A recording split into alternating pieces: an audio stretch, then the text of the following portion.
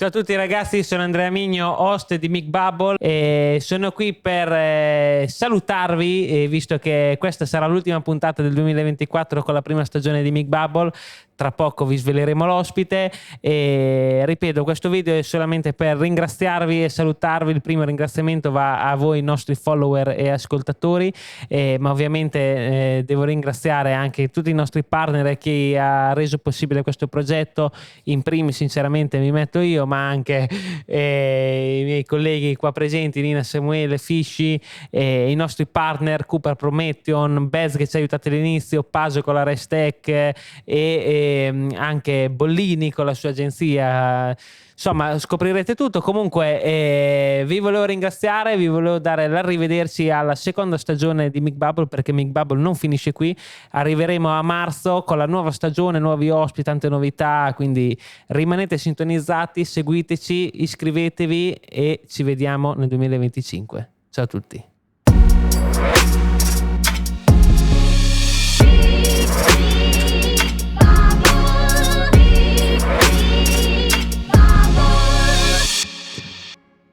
Ciao a tutti ragazzi e benvenuti ad un altro episodio di Mick Bubble non banale, perché ragazzi vi ricordo che è l'ultima puntata. Sono qui come sempre con il mio co-host Filippo Carloni da Tavuglia H. Ciao a tutti, ciao Andrea. Ciao Filippo. Buonasera. Oggi sei un po' emozionato, abbiamo finito la prima stagione, è l'ultima puntata. Però stanchi. Insomma, ricordiamoci che tra poco ripartiremo e oggi con noi andiamo un attimino a spaziare nel mondo della MotoGP. Non parliamo solo direttamente con dei piloti, o almeno forse ex, ce lo spiegherà tra poco, direttamente da Borgo Massano con il numero 6 Mauro Sanchini. Ciao Mauro. Ciao ragazzi, ciao. Mi piace che quell'applauso, si può far rifare? Sì, è bello, bellissimo.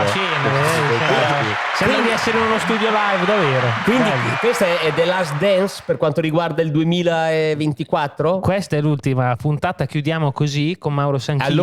Allora ti svelo un retroscena, ti dico una cosa, perché così ti perdono. Noi ci incontriamo spesso, no? Durante la stagione, nei paddock, di qua di là, io faccio finta di niente, ti chiedo come va, poi torno a casa e dico, caspita, ma sei pistola Migno, no? Perché non mi invita a me a Big Bubble? Cioè, va bene, ho capito, no? Me l'aveva anche detto. Cioè, me l'ha anche detto, però magari, siccome siamo arrivati alla fine dell'anno, dico, caspita, ormai non mi invita più, quindi... E invece adesso capisco che mi hai lasciato per ultimo per fare la chiusura di tutto il 2024. Bellissimo, per grazie. Quindi, la ciliegina, last but not least, com'è che era?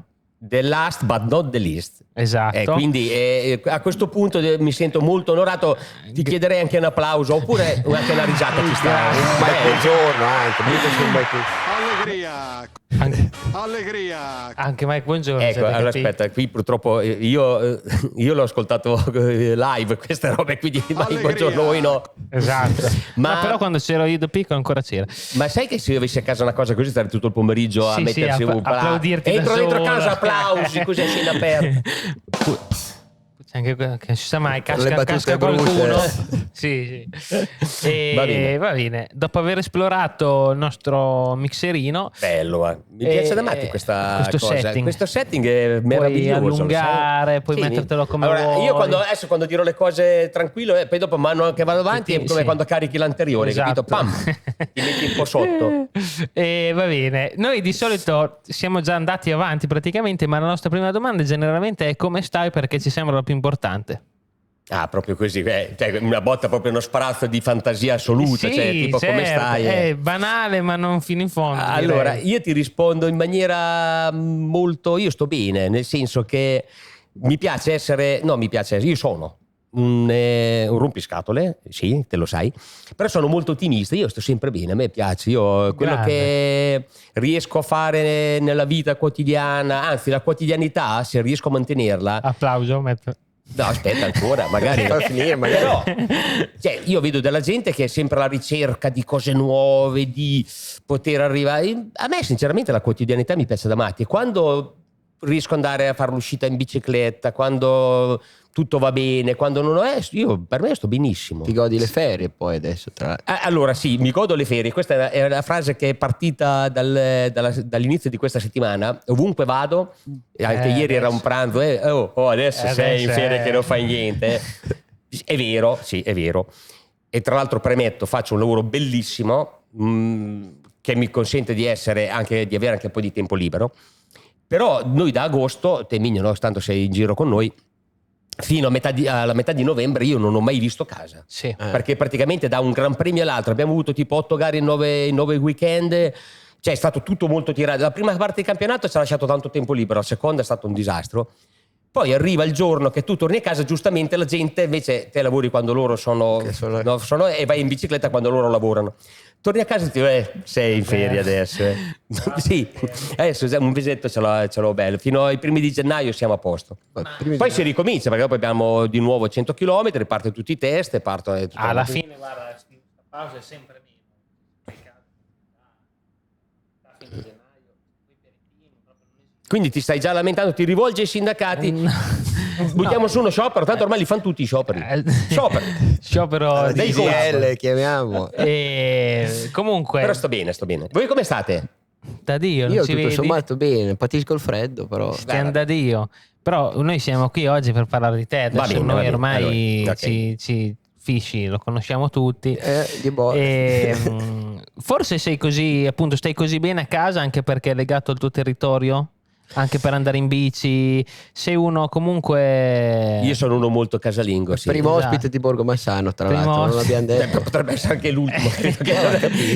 Siamo neanche 1000 noi, quindi non è che c'è tanta scelta lì dentro, voglio dire. Però no, il tuo background, te sei anche gran appassionato di bici. Stamattina quando ti ho chiamato eri a fare il tuo girettino in bici. Sì, perché ha smesso di piovere, nella pausa pranzo avevo 2 orette, sono andato un attimo a fare la gamba. E come va con la bici? A che livello ti metti? Anche perché vicino a te forse non è più uno spoiler, ma ci sarà anche Flamigni, tuo grande altro grande ciclista, è dalla Torre Forte lui, è veramente forte.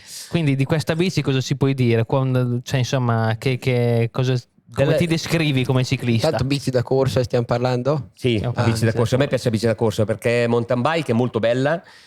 Però fuori strada, a parte che ho troppi infortuni e come mi appoggio mi faccio male. Non solo con la bici, una volta anche al ristorante. Allora, chiedimi l'ultima volta che ho toccato terra, per curiosità, chiedimelo, dai. Quando è stata l'ultima volta che hai toccato terra? Io mi ricordo un po' di tempo fa che ti eri regolato qua dove eri. Sabato. Ecco, sabato sotto giù in dicembre, è più forte di me, non ci riesco. Sai che poi l'ho anche pensato mentre andavo giù, dico, te stai a vedere oggi che fine faccio, perché l'asfalto è freddo. Quell'umidiccio. Quello che da noi si dice il vernis. Ovvero? Quello è che praticamente al nord, quello che non prende, che rimane sempre in ombra è il vernis, no? Fa anche un po' di verde, comincia a venire fuori il muschio. Cioè voi adesso non sapete cos'è il vernis. Solo la parte solo portamare. Quindi la parte che rimane al nord, quella dove fa anche il muschio, si chiama il vernis, no? E dico, e lì è umido, te vedrai che fine faccio. Difatti l'ultima curva, no, la terzultima, sono entrato a bella percorrenza, in uscita mi si è chiusa davanti, giù in terra. Hai fatto lo Sky Sport Tech, dopo ti sei fatto. C'era una macchina che mi ha su, è stato un attimo, ero in piedi con la bici di fianco. Tutto a posto. Non sono caduto. Ho toccato il ginocchio. È più forte di me, non riesco a non cercare la percorrenza, la curva, e finisco, ogni tanto finisco in terra. Quello Ma infatti c'è un legame tra il motociclista e la passione per il ciclismo, perché ce ne parecchi. Lo fai anche perché appunto un po' per quella sensazione lì? Allora, diciamo che a me la bici mi è sempre piaciuta da corsa. Io seguivo Pantani quando correva Pavel Tonkov, c'erano diciamo i vecchi ciclisti, e mi è sempre piaciuto anche pedalare, perché da una parte ti misuri con te stesso quando fai la salita, per dire fai una salita di 13 km come il Monte Nerone. Caspita, per 13 km vuol dire essere per 50 minuti col cuore a 180, gli occhi che vedono e non vedono perché il sangue è sceso tutto sulle gambe, quindi c'hai il livello che è a metà, come il galleggiante, come nei motori quando c'è il buco nel carter, no? Che vedi l'olio che è basso e arrivi in cima che ti misuri con te stesso, hai capito? È una cosa che io purtroppo ho bisogno. E poi quando guidi in mezzo al gruppo è una sorta di gara, quindi in discesa, traiettorie, guidarla, senti quando raccordi bene le curve. Diciamo qualche inerenza. No, ce n'è molto. Tanto guarda che i migliori discesisti in bici, i professionisti ti parlo, quando sono venuti a provare la moto, anche io mi ricordo che hanno fatto dei test a Imola, sono andati molto forti. Adesso non possono diventare motociclisti perché ognuno deve nascere nel proprio sport, però sono molto bravi a guidare. Grande, bello, è vero. Questa, non ci avevo mai pensato. Questa inerenza. Se tu prendi quelli che vanno forti in discesa, se tu prendi un Pogacar come guida adesso, al Mugello ha fatto 58. Che è uno che fa subito 58, 57. Al Mugello va subito forte. Avrei detto di più lo sciatore da certi punti di vista. Allora, nello sciatore devi andare nei discesisti tipo Super G. Super G e discesa libera. Okay. Loro sono molto bravi a fare le linee, le traiettorie e non hanno paura della velocità, la leggono bene e sono molto bravi anche loro in moto. Tant'è che Ghedina ha fatto anche delle gare in macchina. Sì, così. è vero. È vero. Scusate, ma con questo freddo c'ho la gola che... Guarda, noi siamo anche apposta, non è che... In realtà, attimo promozionale, Mick Bubble. ADV, sotto bicchiere Mick Bubble, Quindi, tra i gadget da Borgo Massano... Da Borgo Massano... Che non è lontano da casa tua, arriva al Sanchio. Sì, arriva al Sanchio. Io ho subito una curiosità che passato presente è sempre attuale. Tu hai il 6, ma io ho visto parecchie foto con 46. Il 46. C'è una storia dietro c'è qualcosa che voglio sapere, insomma. Allora, guarda, e tra l'altro so che non lo so, l'ho ascoltata. Questa domanda ne hai parlato anche con Valentino Rossi che te l'ha detta, no? Io ho a casa un poster, quello dove Vale vince il primo mondiale in 125, che tra l'altro mi ha firmato, pensa, una sera che eravamo andati dal Colosseo, eravamo in discoteca, poi c'era la partenza della Formula 1 alle 5 di mattina, credo che fossero in Australia, a Melbourne, e siamo andati su a casa mia per vedere la partenza e io avevo questo poster, me l'ha autografato e c'è scritto, fa una freccia sul suo numero, chi sarà il vero 46? Io in realtà lo sapevo chi sarebbe stato, chi fosse o chissà. Insomma, chi era il vero 46? Chi è poi diventato? No, era già diventato, aveva già vinto un campionato del mondo, comunque era a livello già alto. Però il mio 46 nasce solamente da una coincidenza, nel senso, io i miei due numeri preferiti erano il 5 e il 21. Perché? Il 5 e il 21. Perché il 5 mi è sempre piaciuto molto. Il 21 era un altro numero che mi piaceva molto. Uno perché aveva due cifre, uno ne aveva uno solo. Quindi, siccome quando ho iniziato a correre nelle minimoto, che era già molto tardi, poi ti racconterò. Che qui infatti si apre un mondo. Si apre un mondo che non finiamo più. Però io facevo due categorie, una era la normale e una era la special. Era una la B e la special B. In una poi ho messo il 5, nella special B il 5 ero occupato e avevo il 21. Ok. Quando poi sono passato al campionato italiano di scooter, che la Polini mi portò a fare gli scooter, aveva formato una squadra di 3 piloti, tra cui c'era Berti, che era uno che faceva Sport Production di Bergamo, poi c'ero io e c'era Orioli, che era un ragazzino di... Luigi Orioli, grande. Bravissimo, grande, che ho incontrato poco tempo fa, davvero mi è piaciuto rincontrarlo. E alla squadra avevano dato 3 numeri, 45, 46 e 47. Okay. 45 a Berti, 46 a me, 47 a Berti. A Orioli, scusami. Quindi io il 46 mi è capitato per quella cosa lì. Ma in quel frangente, quando io correvo col 46, Valentino non lo usava perché a quello che era allora l'europeo aveva un altro numero. Sì, forse il 4. Il 4 non mi ricordo se aveva il 26 o il 4, ma il 26 mi sa. No, il 26 era quello da Sport Production, cioè aveva il 4 o il 14, adesso non mi ricordo bene. Però aveva un altro numero che poi ha ripreso il 46. Quindi siamo incrociati con questi numeri e quando lui ha fatto il 46 io tra l'altro gli chiesi se potevo mettere il 46 simile al suo, che tanto li preparava Roby, quindi li faceva tutti lui. e avevo il 46 anche io. Io dopo ho vinto diversi campionati italiani col 46 e quando decisi all'improvviso di andare nel mondiale Superbike andai col 46 che era libero. Ok. Diciamo che ho aspettato 1, 2, 3, 4, o 4 o 5 mondiali, dopo il quarto o quinto mondiale vinto da Valentino, ho detto ok, facciamo una cosa, a questo punto io non ti arriverò, non ti raggiungerò mai, facciamo 46 lascio il 6 dopo 4 mondiali lascio il 6 ci sta, che era, basta. Però ci è stato legato perché a me piaceva molto, anche a me piaceva, poi caspita, ti rendi conto, allora a me piaceva il numero, comunque io negli scooter ci avevo vinto subito il campionato della Coppa Campioni, allora si chiamava, poi l'anno dopo ho vinto sì, bravo, era una sorta di Coppa dei Campioni, sì, di Champions. L'anno dopo ci ho vinto il campionato italiano con la Malossi, perché ero passato poi in Malossi, c'è stato il mercato anche lì, e con sto 46 io negli scooter diciamo dominavo, ecco, in quegli anni, ed erano molto seguiti, a me piaceva molto, quindi l'ho tenuto, e tra l'altro avevo un numero che mi piaceva, che mi portava bene, e per contro vedevo Valentino Rossi, che comunque è un ragazzino, un bambino che io conoscevo quando mio padre verniciava le carene, a Graziano Rossi, alla sua Morbidelli. L'ho visto, cioè noi l'abbiamo visto a Valentino crescere e gli abbiamo visto fare le cose che noi facevamo alla PlayStation.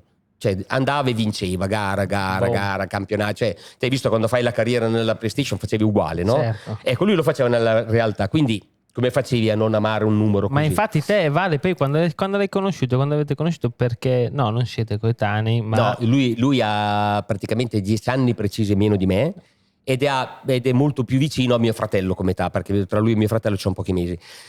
Ma io l'ho conosciuto piccolissimo che... qui c'è un'altra parentesi. Vabbè, apriamole queste parentesi perché sono interessanti. Allora, io ti dico, noi veniamo da un periodo molto diverso da quello che è adesso, dove non esistevano i telefonini, c'era molta fantasia perché dovevi applicarla. Io sono un po' contrario quando oggi sento dire perché questi ragazzi solo col telefono, le chat, noi invece allora i motorini.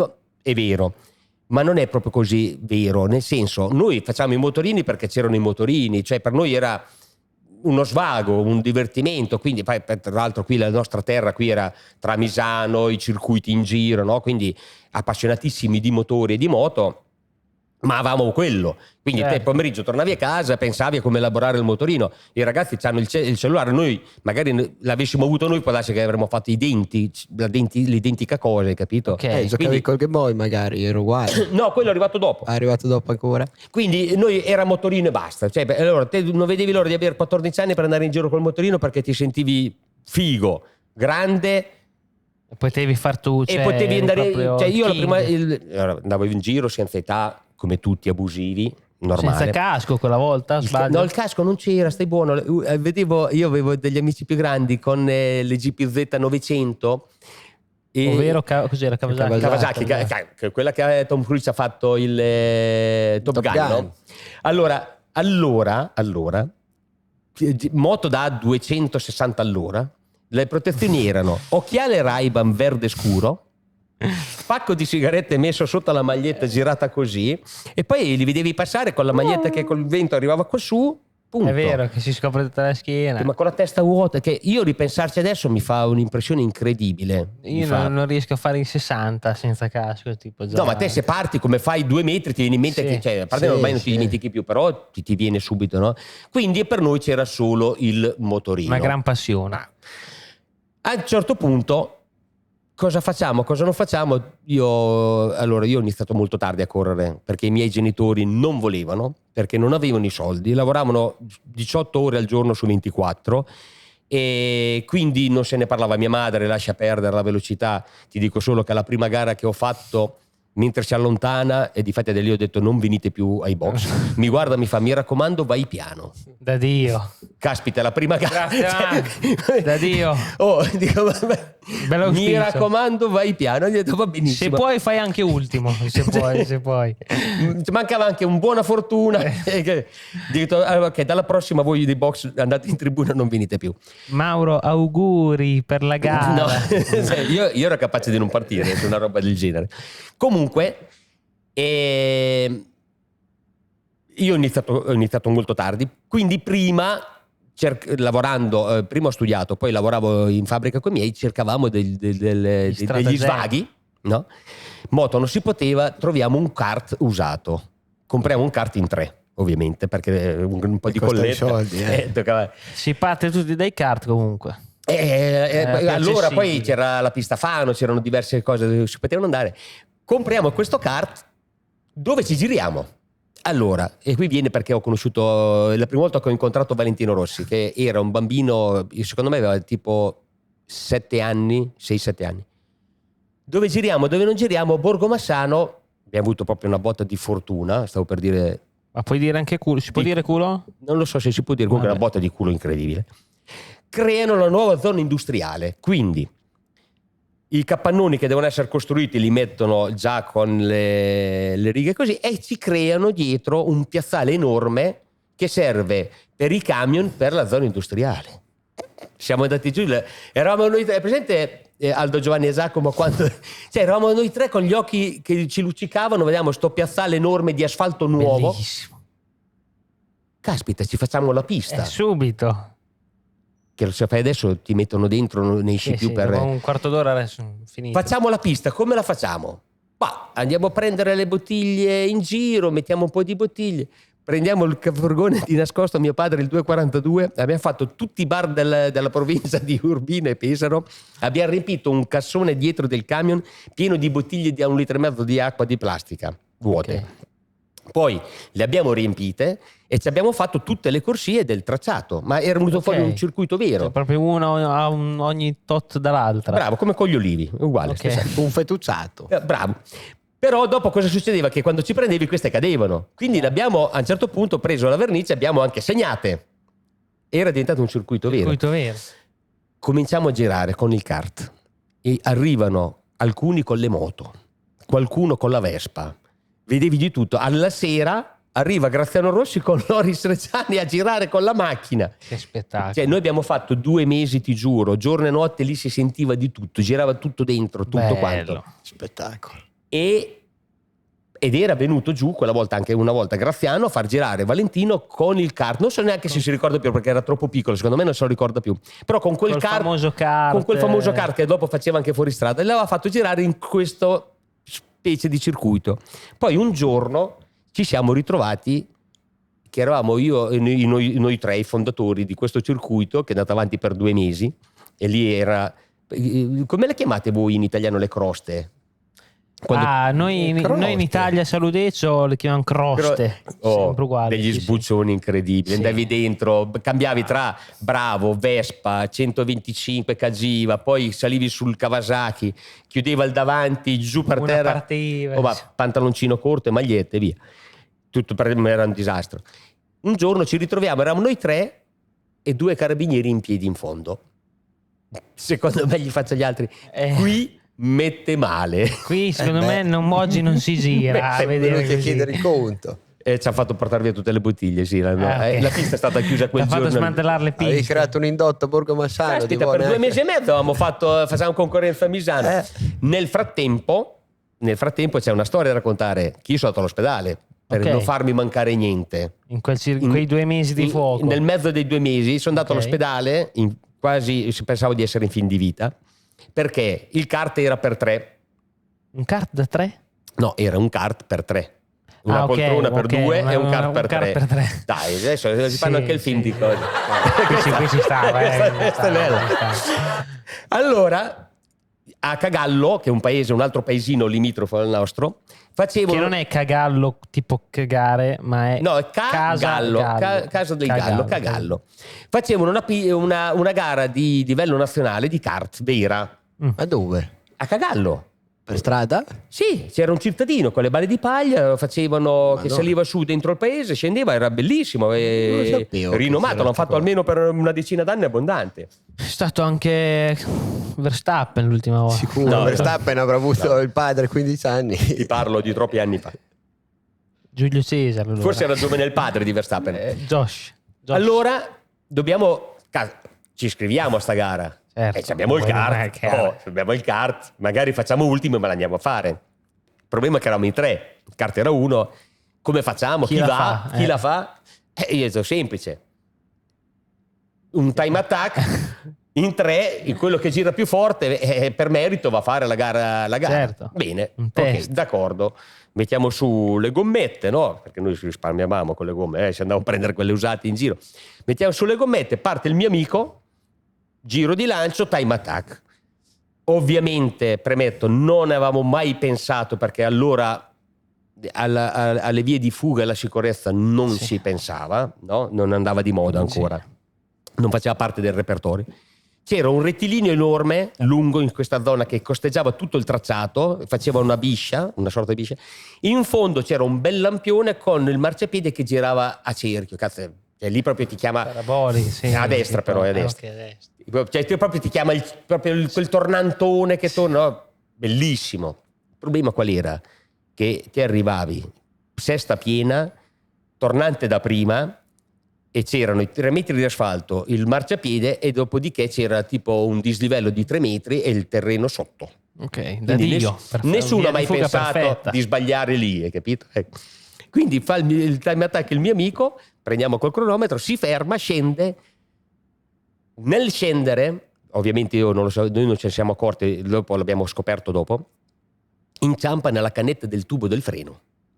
E allora esisteva una pompa unica, cioè una pompa mandava tutti i freni. Se si stacca una cannetta, l'olio cosa fa? Toglie la pressione. Certo. Io entro, non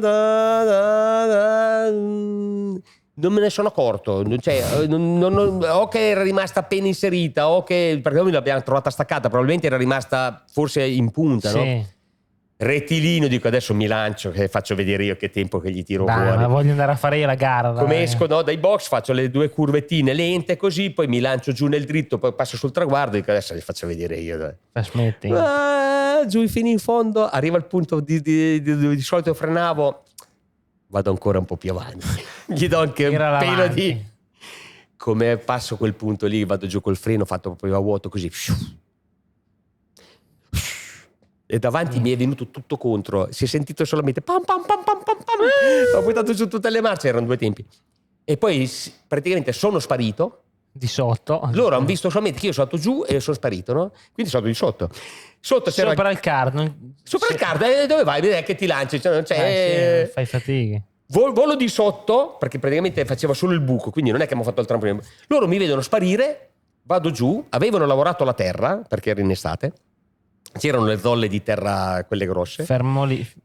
Con la punta del kart prendo la zolla, rimbalzo tipo film americano, torno su, mi vedono ripassare girando così e rivado giù. Ne ho fatti 5 così, mi vedevano, tum, e poi andavo giù, tum. Non ci credo. Ti giuro, ma io sono stato giù pieno, quello che sono andato sesta piena dentro nel così. E il dolore più grosso qual è stato? Che a parte che mi ero fatto un disastro, che io sono andato sul piantone dello sterzo la prima volta, no? Quindi mi ha bloccato i polmoni e mi è scesa la pressione. Lì per lì quando mi sono fermato sono uscito dal kart. Poi io non riuscivo più a respirare, a un certo punto non vedevo più, non parlavo più, non riuscivo più a capire niente.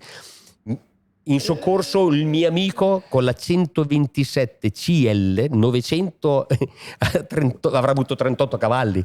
È arrivata tipo ambulanza, mi hanno buttato dentro così e via verso l'ospedale. Da quella volta non si fu più ripreso. No, ma la testa non l'ho battuta, l'unica roba che non ho battuta.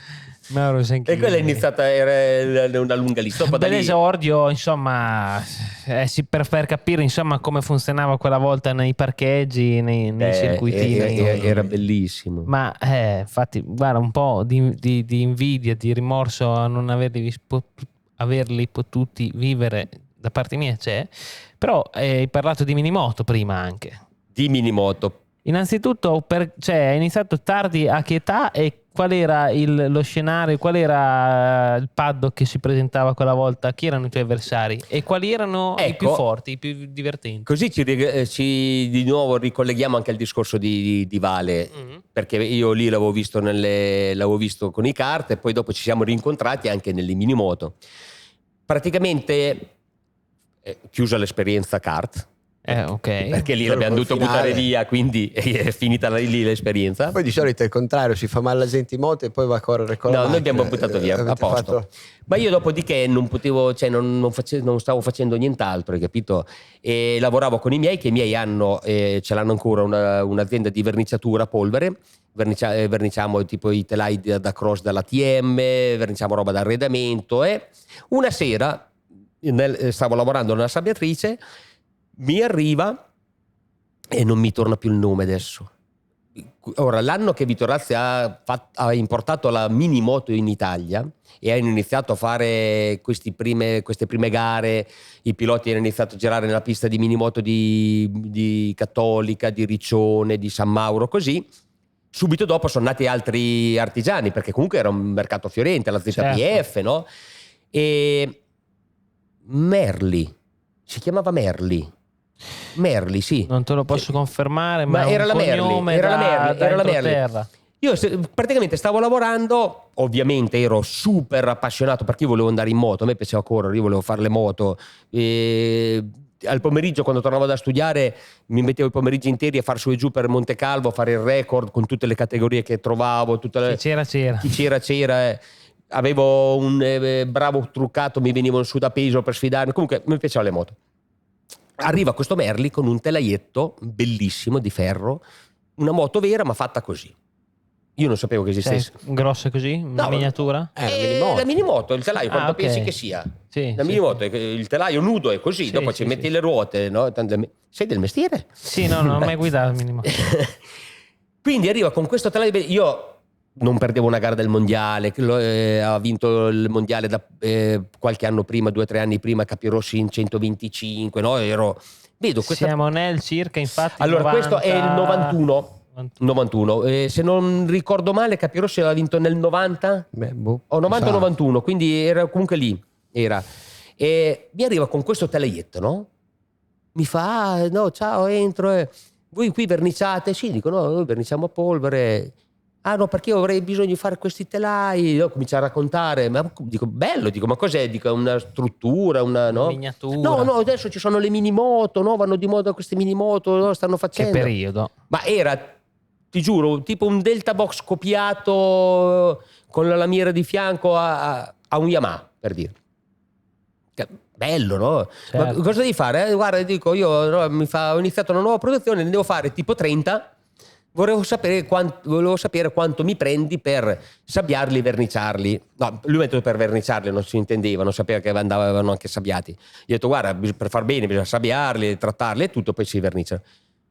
Dico, ascolta, non ti prendo niente, te li faccio io la sera, quando smetto, tipo noi alle 6, no, chiudevamo, cioè smettavamo di verniciare, te li faccio io. Però te me ne regali una.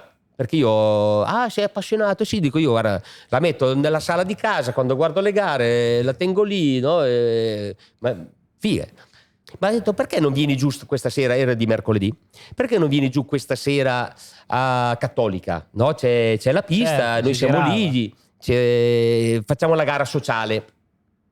Ho capito, dico, vengo giù, non ho mai girato, non so cos'è, non ce l'ho. Te la do io, vieni giù, giri con quelle lì, ve la provi, no? Bello, caspita, bello, vai, bello, mi piace. Succedono più queste robe. Vengo giù. Dai. A che ora? Noi iniziamo alle 9, ti vieni giù alle 8:30, prendi, ti vesti, fai 2 giri, no? Vabbè, che tra l'altro c'era Panino allora.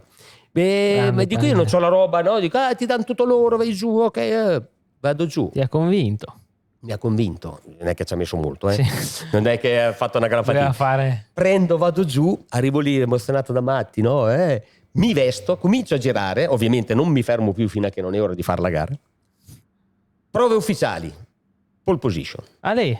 Tac, ma non di poco. Ma vuoi dirlo? Cosa hai fatto nelle prove ufficiali? Pole position, bam, così, no? Gli altri mi guardavano. Sei già venuto qui. Dico, facile. No, io non ho mai visto né la pista né la minimoto, niente. Adesso c'è la gara, come funziona? Adesso facciamo 30 giri, Preso, andato via, ho vinto per distacco. Lì. Ciao. Viene oltre Merli, mi fa, ascolta, a marzo c'è la gara di campionato italiano, ti do una mini moto, ti do il pilota ufficiale praticamente. E ho iniziato a correre, poi dopo lui poverino non è riuscito con i soldi ad andare avanti e io la prima gara la feci con la ZPF ed eravamo a Terni e Valentino correva, se non ricordo male, forse con la CRG, che faceva paura sul bagnato, te devi vedere che robe faceva, lascia stare. Io lo guardavo a valle e dicevo, ma tipo?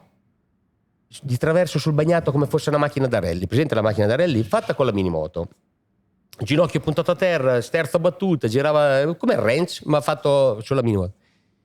Io lo guardai e tra me e me dissi, dico, o questo fa delle cose da matto e farà una roba, una carriera, o se no spacca tutto tra un quarto d'ora. Fa quelle robe che vanno avanti un po' di mesi, un po' di show, un po' di casini, poi si fa e finisce lì. Invece ha fatto la prima, sì. E dopo la sappiamo. Dopo sappiamo come è andata a finire. E abbiamo fatto la prima gara, la feci con la ZPF, ok, che tra l'altro un altro trucchetto dei tempi di quelli che non esistono più, no? Pronti in partenza, vado giù a fare la prima gara del campionato italiano, secondo tempo. Altra volta.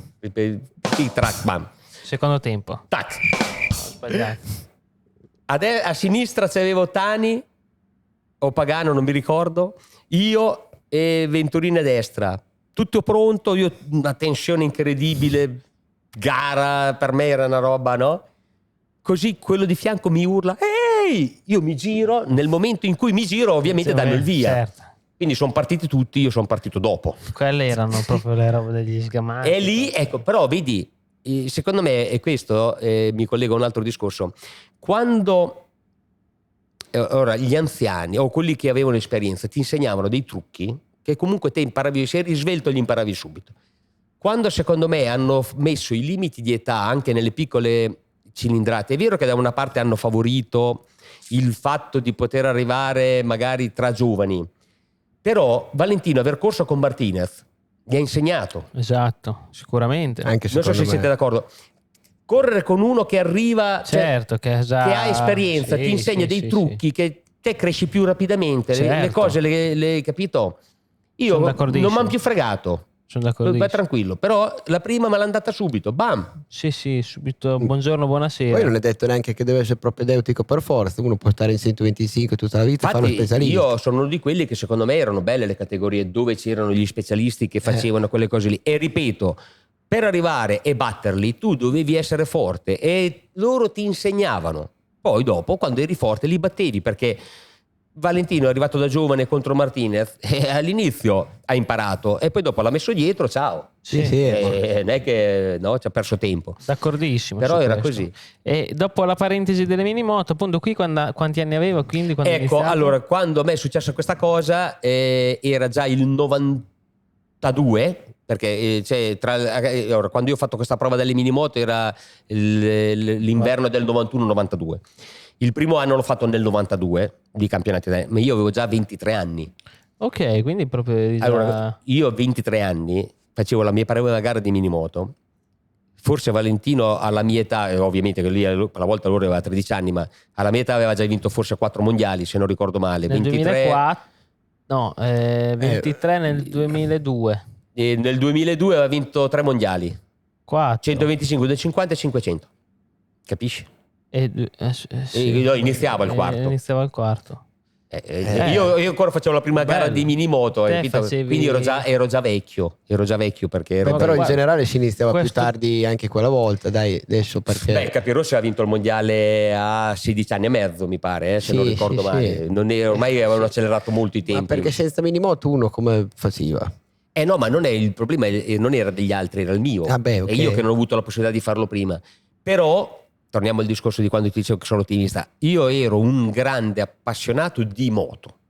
Io penso che, ti dico la verità, sono convinto che secondo me io andavo forte, guidavo bene tecnicamente e ritengo di essere anche uno molto molto veloce. Poi dire cosa avrei fatto in un'altra vita non lo so, però io ero un appassionato che guardavo le gare del mondiale dietro la rete qui a Misano. Io quando vinse Chili, quella gara che fecero sciopero sulla pioggia quando Schwanz e loro non corsero, ero dietro la rete a guardarli. Da lì ad arrivare a fare delle gare di mondiale per me era già un successo, era già una cosa, hai capito? Certo, Poi un gran traguardo. avrei potuto fare di più? Forse sì, magari aver potuto iniziare prima. Non sapevo di questa, cioè che la tua prima gara di minimoto fosse stata a 23 anni, un dato sì, veramente incredibile. Io ancora a 29 facevo gli scooter, poi un giorno mi sono rotto le scatole, non si può dire, no, diversamente, e sono andato, ho cercato di andare al mondiale Superbike, ho fatto il salto così, infatti qui si apre una tua grande parentesi, il periodo degli scooter che immagino sia venuto dopo le minimoto, e tu è inusuale poi secondo me, esatto, un percorso particolare anche, dopo diverso nella vita, io credo, e questo che penso che possa essere utile per tutti o valere per tutti, nella vita ci vuole una gran passione, perché le cose che fai con passione comunque ti vengono fatte bene di solito, perché se ci metti tutto te stesso perché la senti, la fai meglio. 2, devi essere molto testardo, perché bisogna essere testardi, lo sono stato tanto. E 3, a volte bisogna avere anche una coincidenza di momenti fortunati, sì. Perché ad esempio io sono andato nella minimoto per fortuna, perché se quello non veniva da me sabbiare il telaio di minimoto, io non sarei neanche mai diventato un pilota, perché non era neanche nella mia testa andare a provare queste minimoto, non sapevo neanche che esistessero. Per caso sono arrivato al campionato italiano, quando di quell'anno lì alla terza gara io ero già pilota ufficiale Polini. Perché alla terza gara, perché Laura, la prima la dovevo fare con Merli, non l'ho fatta perché lui poverino non è riuscito a mandare avanti l'azienda, e quindi sono passato con ZPF, ma la pagavo, no? La prima ero già in prima fila, la seconda forse l'avevo vinta, e alla terza mi hanno chiamato prima della terza a fare un evento, che c'era un evento Polini in una manifestazione. Sono andato su, mi hanno dato la moto loro e ho vinto anche quella. Da Dio. E quindi la terza gara avevo una Polini ufficiale, non del team interno, ma era ufficiale, che me la davano loro, hai capito? Tipo team privato, ma con moto tipo ufficiale. Valentino nel 2001. Sì, bravo. E praticamente ho fatto il 92 e il 93 con Polini in campionato italiano, e poi dopo, siccome stavano emergendo questi scooter e il campionato italiano scooter stava facendo guadagnare tanti soldi a chi faceva tipo Malossi o Polini questo lavoro, perché c'era un mercato enorme, vendevano, certo, poi arrivavano gli scooter veri, cioè quegli anni lì, cioè, il Quartz e lo Zip hanno fatto da matti in quegli anni, vendevano dei numeri incredibili. Io credo che in quegli anni, in 4-5 anni, la Malossi sia passata da un capannone a 4 capannoni, cioè a 3 forse. Sì, immagino. Ecco, la Polini decise di passare negli scooter e io ero interno, per cui la fortuna di trovarmi lì, e l'anno dopo, cioè nel 94, andai a correre negli scooter ufficiale con loro. Ed era Polini, la prima quindi volta che guidavi uno scooter da corsa, ti pare? Sì. Con Polini, cioè quindi l'esordio con Polini. Il 94 l'ho fatto con Polini. E poi dopo tutto il resto, quanti anni negli scooter? E io ricordo, mi sembra di ricordare che il tuo... Però di me ti ricordi solo Malossi. Esatto, il tuo prime, diciamo, era in Malossi, o sbaglio? Quanti anni? Perché io ho fatto il solo 94 con Malossi e con Polini. Ok. Dopo, durante l'anno, ho fatto molto bene. Ero l'unico Polini che riusciva, insomma, a mettersi in mezzo ai Malossi, perché i Malossi avevano più motore. E diciamo che alla fine della stagione mi chiamarono a Bologna, ci siamo incontrati e ci siamo trovati bene insieme, e io sono passato a Malossi, e da lì sono sempre stato un pilota Malossi. Quanti anni? Sono stato nel 95, 96, 97, 98, Cioè, 99 no, perché facevo il mondiale. Storia d'amore. Ma poi dopo io sono stato l'unico pilota, e lo sono ancora, delle volte, tra virgolette, in maniera molto più piccola, mi paragono a Lauda quando era Parmalat. Non so, ovvero, ti ricordi? Lauda è sempre con lo sponsor. Sempre con lo sponsor Parmalat, no?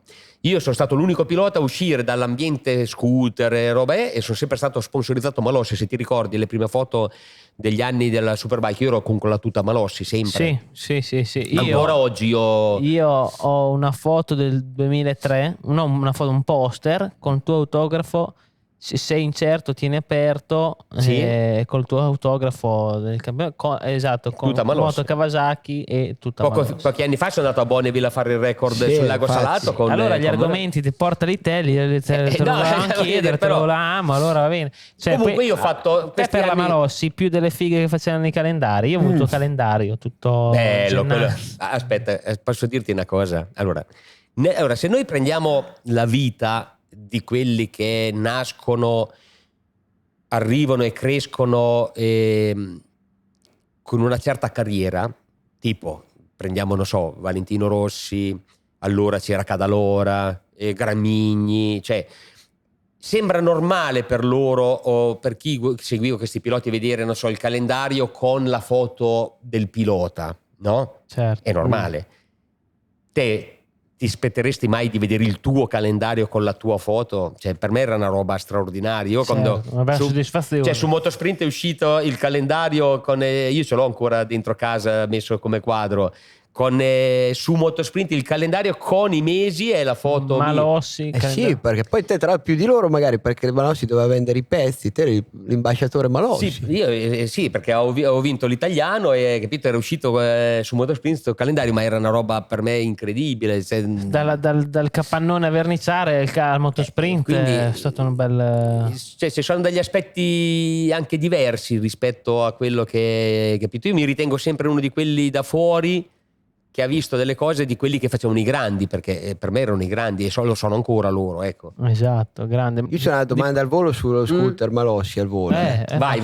So una curiosità che girava, mi ricordo quando ero piccolo, sta foto di sta moto della Malossi con un cambio che però non era un cambio, non ho mai capito che cos'era. Hypermatic si chiamava. Ma che te l'hai guidata sta cosa? Sì, l'ho guidata, non ci ho mai capito niente, lo sai. Ah, ecco, perché non avevo capito niente neanche io. Ma che modo sarebbe? Allora, ecco, c'è un bilanciere al posto del cambio, bravo, tipo. che praticamente allora funzionava così. Innanzitutto devo dire che su quella cosa io ne parlavo proprio quando poco fa sono passato in Malossi. Loro avevano avuto un'idea che era avanti di 20 anni rispetto a tutti, infatti sono stati loro che hanno lanciato anche il campionato italiano di scooter, l'hanno lanciato loro 30 anni fa, capito? E avevano avuto un'idea. Le prime manifestazioni, se ti ricordi, del motor show, quando andavano Biaggi, Capirossi loro, era dalla Malossi, e avevano avuto un'idea incredibile, che poi fu un mercato incredibile. L'Hypermatic, quello che dice lui, è una moto da corsa con un telaio vero da corsa, tipo l'Honda 125, ruote alte, però col motore forse non mi ricordo se 50 o 70 forse, e aveva questo variatore che te con il piede, da una parte avevi il piede sul freno come il classico, dalla parte del cambio avevi il variatore che però dipendeva dalla forza che tu mettevi sulla leva, quindi decidevi te quale rapporto far fare al variatore, perché man mano che tu spingevi lui andava a cambiare l'interasse. Ok, hai capito? Sì. Ed era tra virgolette una sorta di pre-Moto 3 di adesso, come struttura di moto, che secondo me sarebbe stata fighissima.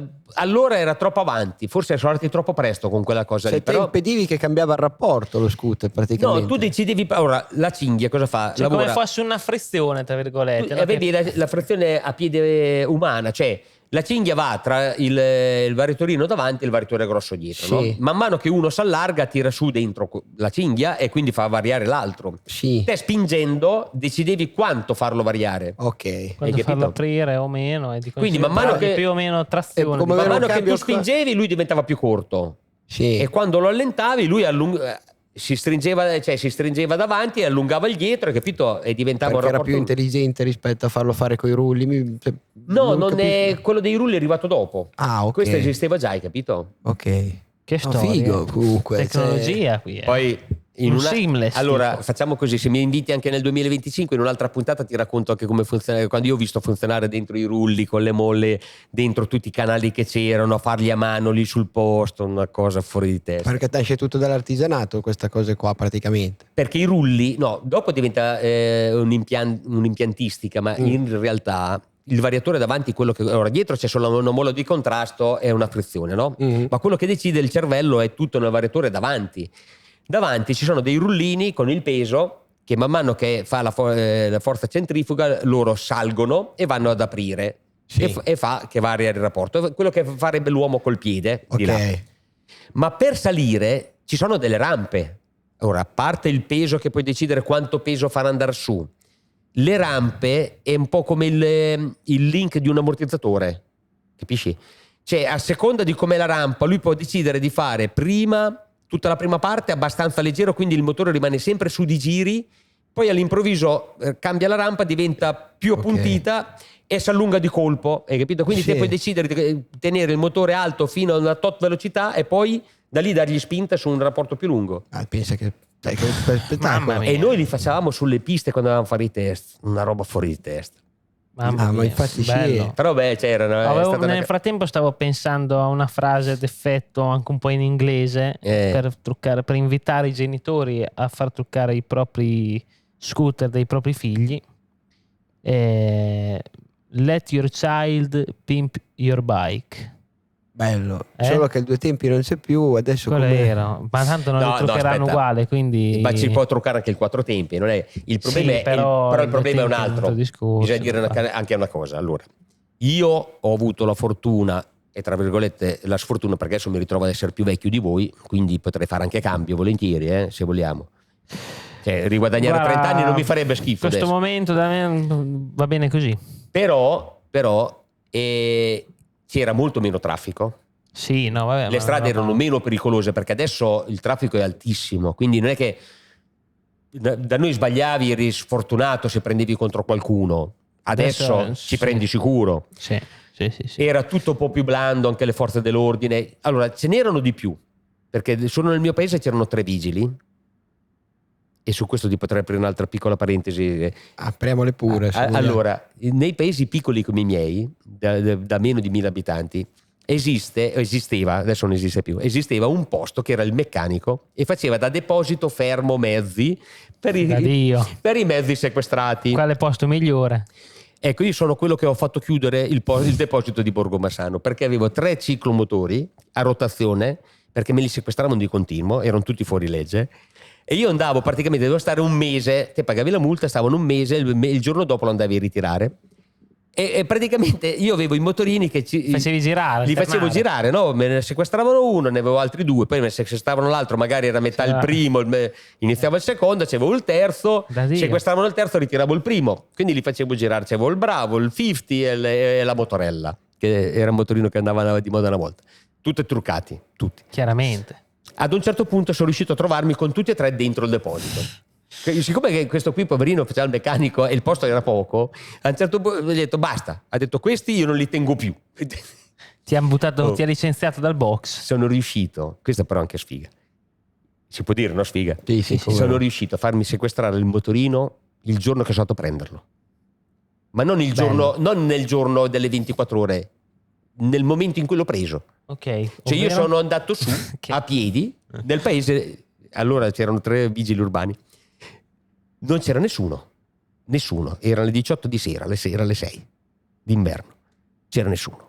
Guarda, vado a prendere il motorino, vado su, prendo il motorino, parto, mi mancava, e il 50 era quello più veloce di tutti, che avevo un rapporto 15 davanti e 30 dietro, 1-2, Rampignone e Corona, cioè andavo via proprio. La terza la finivo dopo 3 chilometri, la quarta la mettevo solo in scia. Parto, terza piena, poco prima di arrivare dove scollina un attimo il paese, che fa proprio appena un accenno, e dopo c'è l'arrivo verso a casa mia che lì porta la discesa, dico adesso gliela tiro bene. Non si sa perché è uscita la guardia, noi la chiamiamo la guardia, è uscita la guardia, io vedo la palletta, lo guardo, pensavi fosse la tabella, ma non ho neanche frenato, perché ho detto è impossibile che ci sia proprio adesso, cioè no, ma non c'era 5 minuti prima, non c'era paletta. Mi fermo, torno su, mi guarda, vieni, no, ma non è che vieni. Là deve stare, vieni. Allora si chiamava Domenico, lo chiamavamo Mengo, no? Il meccanico mi guarda, mi fa cosa sai, devi fare la benzina? No, te lo devo ridare, ti lascio che le chiavi. 5 minuti mi è durato. Va bene. Ma come siamo arrivati alla storia dei piccoli paesi? Perché No, perché parlavamo della Malossi. Perché te volevi istigare i giovani a truccare i scooter. Ecco. Adesso sinceramente è molto più difficile, devo dire che, come ti dicevo prima per i telefoni, è molto più difficile quello che si facevano però... 30 anni fa. Ma poi mi sono sempre chiesto, no? Adesso sembra che mi punto, che parliamo di scooter una vita, ma è figo, ma lo Zip SP, quello tanto nasce per andare a fare le corse per strada, è stato progettato per quel motivo. Allora, lì c'è una bella intervista mia su Malossi, se la vai a vedere. Posso vantarmi solo se a petto nudo la vado a vedere. Se delle altre cose magari meno, ma di questo mi posso vantare. Lo Zip SP praticamente l'ho creato io con la Malossi. Anche performance sta per SP. No. Allora, lo Zip era un motorino che loro avevano già tirato fuori. Era uno scooter più moderno, perché il Quartz veniva dallo Sfera, che era bellissimo. Allora si facevano i telai veri, pesanti, robusti. Non è che quando frenavi si muoveva il davanti, oppure cioè lo Sfera e il Quartz erano fatte per resistere, no? Il problema del Quartz qual era? Che era un po' più pesante ed era molto largo, se vi ricordate. Lo Sfera presente, ma il Quartz è liquido. Il Quartz è presente, qual è, mi sa, quella griglia sotto. Dietro c'aveva quei due fanali tondi, cioè erano un ovale unico con due fanali tondi. Lo Sfera e il Quartz era un po' più moderno, ma era praticamente quello. Bel cardenzone. Era molto bello da guidare, era molto simile a una moto. Però il problema qual è? Che tu quando hai pochi cavalli sai che puoi essere veloce se sei performante e aerodinamicamente. Quindi lo Zip nasceva per un mercato più giovane, un po' più stretto, più piccolino, più leggero, più scomodo, ma più da corsa. Con lo stesso motore già ti batteva, perché nel dritto andava più forte, prendeva meno aria. Ma quando hanno capito che questo poteva essere il rivale, la Piaggio, noi andavamo a fare i test e io provavo, diciamo, tutto il discorso di quello che era la forcella anteriore per l'avancorsa, per la regolazione e tutto quanto. Mi portarono una forcella che era meravigliosa, tutta ricavata dal pieno, dallo sterzo fino giù al piantone, ed era in 3 punti con delle piastre enormi e delle asole, che si poteva regolare tutta. Quindi tipo si poteva aprire, si poteva fare l'offset, tutto. Praticamente io ho girato un giorno intero facendo tutte le regolazioni e abbiamo trovato la forcella ideale per guidare lo Zip in pista. E difatti dopo poi è diventato... il motorino di riferimento da pista.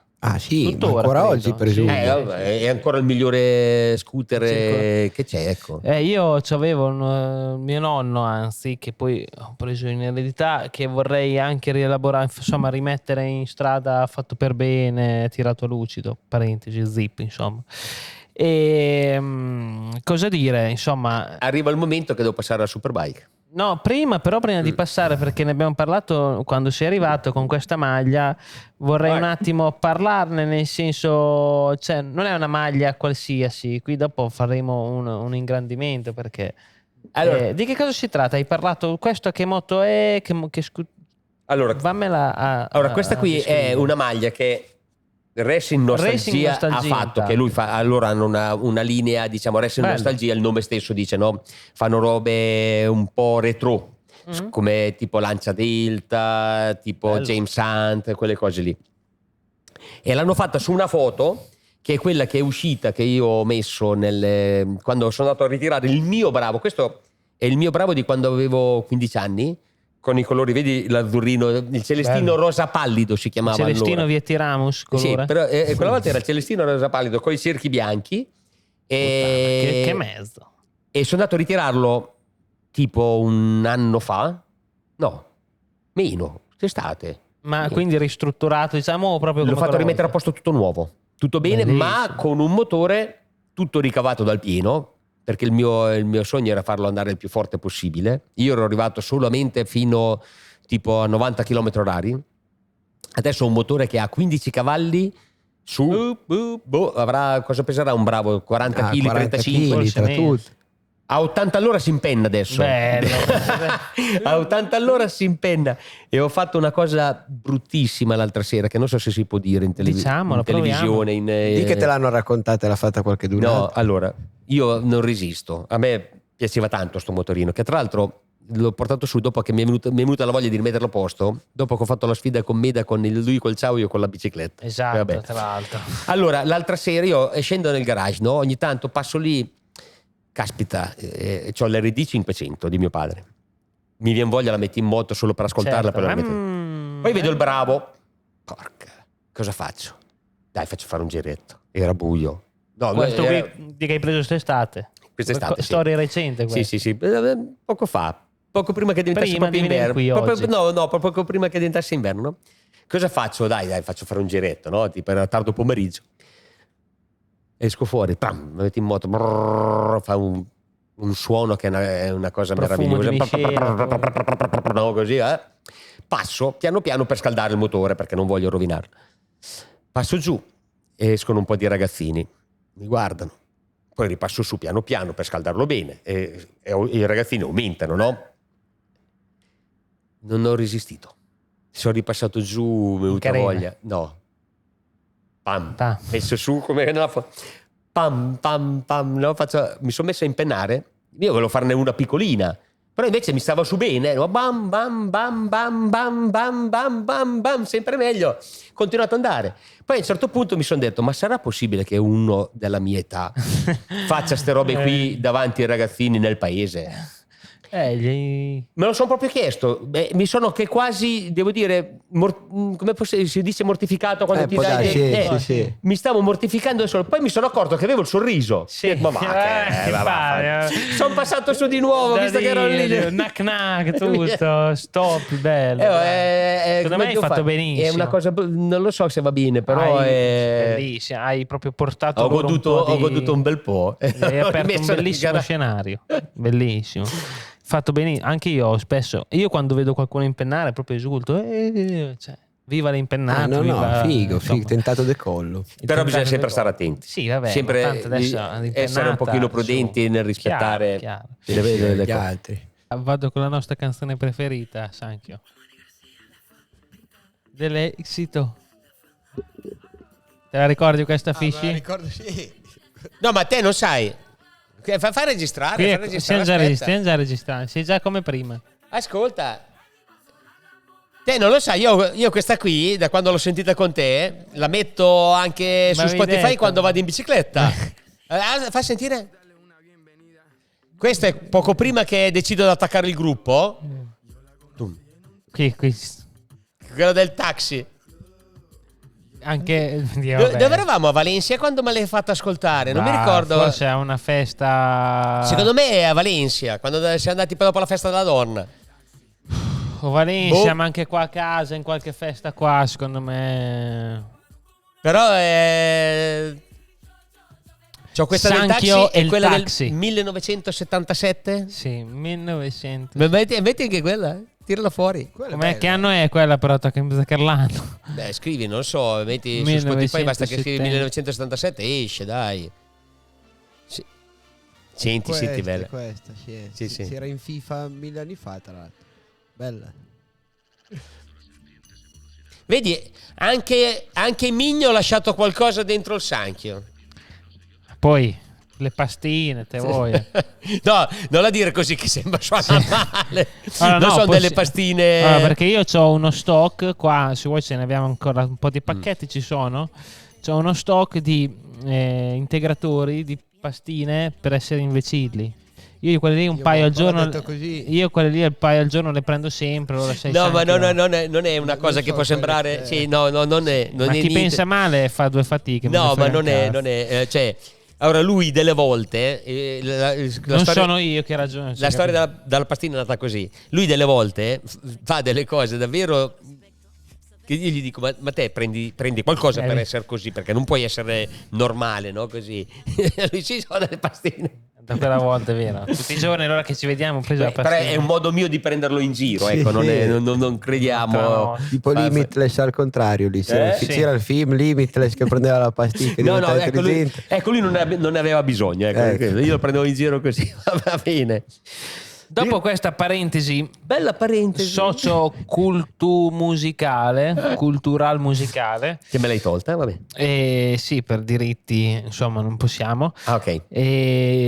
Passate le minimoto, tutto la tua gioventù, la tua infanzia, la pubertà, l'adolescenza, arriviamo ad essere degli adulti e ci avviciniamo, entriamo a far parte, leggendo la tua carriera, nel mondo del Superbike, Supersport. Sì. Sbaglio? No. Campione italiano nel 2003, sì. Diversi anni nel mondiale, e ovviamente qui immagino sia stato il tuo apice di carriera motociclistica, o comunque la tua passione, insomma, portata al massimo. Allora, da dove partiamo? Allora, no, partiamo dall'apice, perché ti voglio dire una cosa.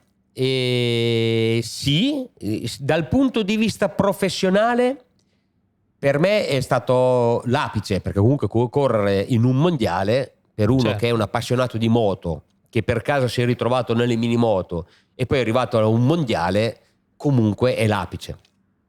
E posso dire di averla avuto la fortuna anche qui di aver vissuto un periodo dove correre in Superbike di quegli anni era la Superbike. Era guardata, riempivate i circuiti. Era una cosa incredibile. Cioè, io ai miei genitori facevo fatica a trovare il posto nel Prato, qui a Misano, perché era la Superbike degli Aga, Corsair, Fogarty, Slide, Bayliss, cioè capisci, di nomi ce ne sono tantissimi altri. Forse i più rinomati da Superbike, nonostante oggi. 16 moto ufficiali, solo 16 moto ufficiali, quindi già facevi fatica ad andare a prendere un punto se non eri un ufficiale. Ed era il periodo in cui poi c'era 2 cilindri, 4 cilindri, 750, 1000. C'erano anche 3. È molto c'era anche la Benelli 3 cilindri di Pesaro, con Peter Goddard e Gobert, che era invece con la bimota, per dire.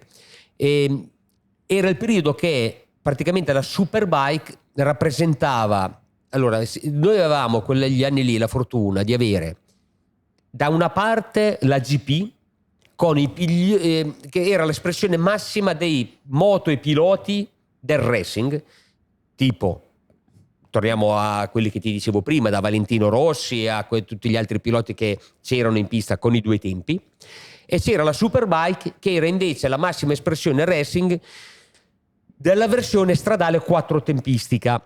È un po' come paragonare, non so, la Formula 1 e il DTM di allora, perché il DTM di allora, se vi ricordate, aveva fatto storia con Giovanardi, con tutte le altre, l'Alfa Romeo, eccetera.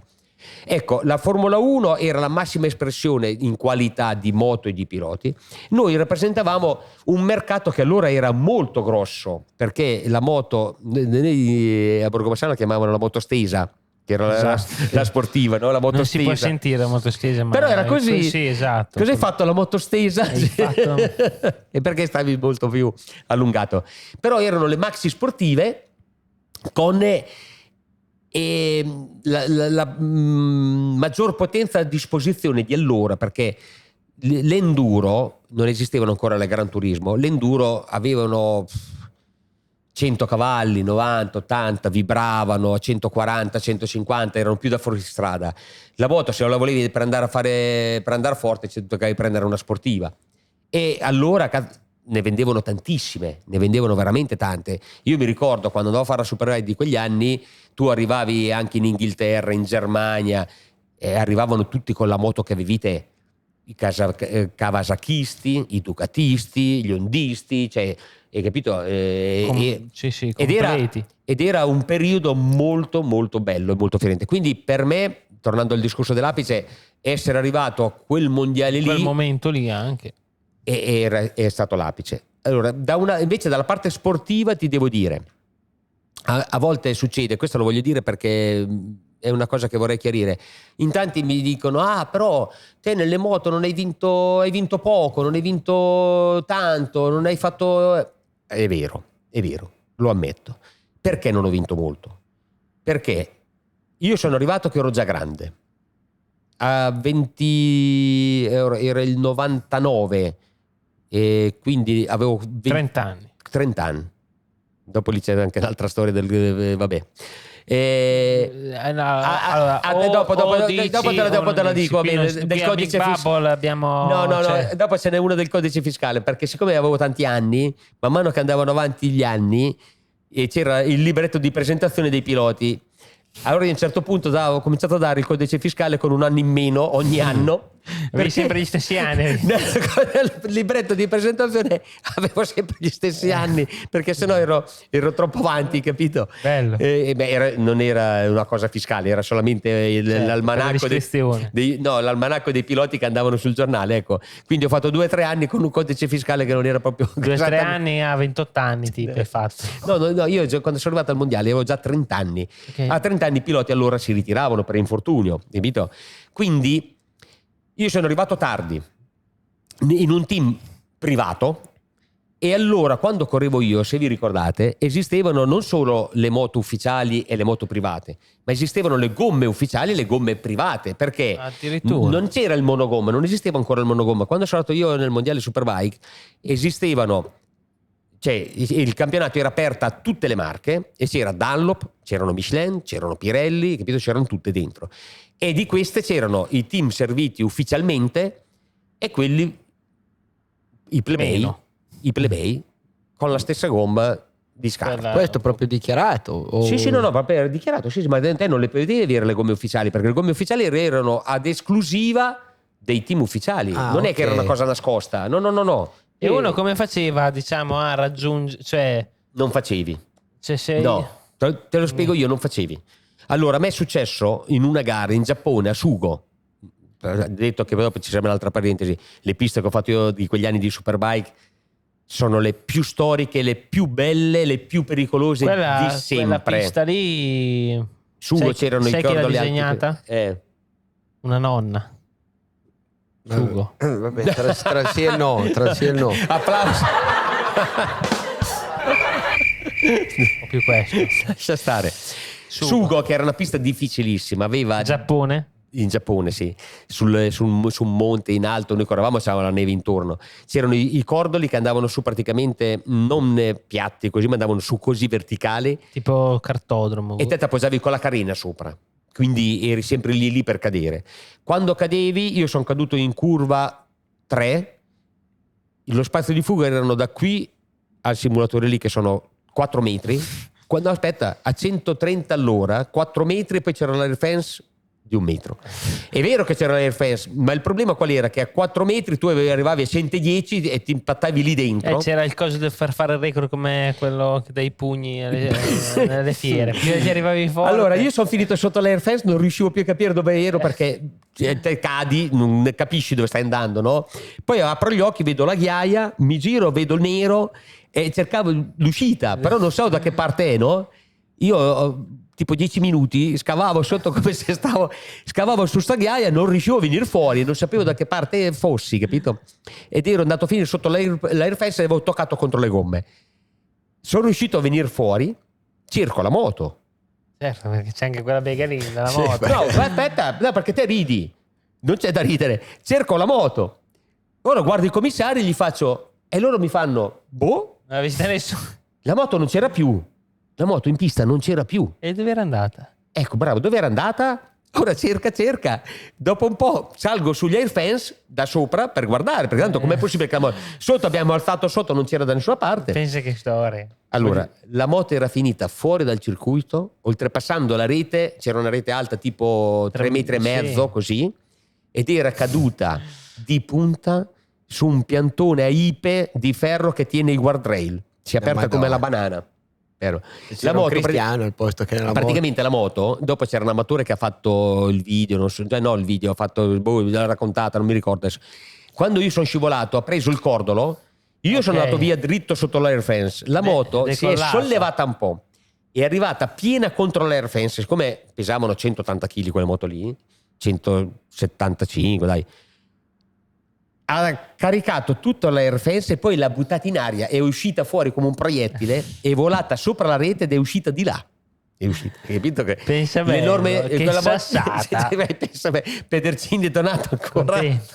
Era bellissimo, vabbè. Comunque parentesi sugo per dirti che quella gara lì mi ha dato proprio l'idea di quanto fosse la diversità tra moto e gomme ufficiali rispetto a quello che avevamo noi. Ma io di questo non mi lamento, perché essendo arrivato grande sapevo che non sarebbe stata facile, e non è stata facile. Allora, in una trasferta così costosa come quella del Giappone, dove lo yen allora era altissimo, considera che noi tipo un bicchiere di Coca-Cola lo pagavamo 18.000 lire, si pagava tipo 10 euro quasi, ecco, capito? Cioè andavi a cena col team, spendevi 3 milioni di lire, per dirti un'ipotesi.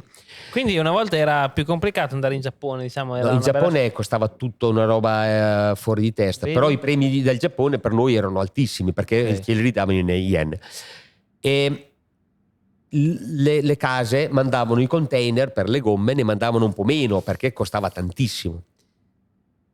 Quindi cosa è successo? Che per noi privati avevano mandato giù poche gomme. Io arrivo alla mattina del warm up, non avevo più la gomma per poter girare.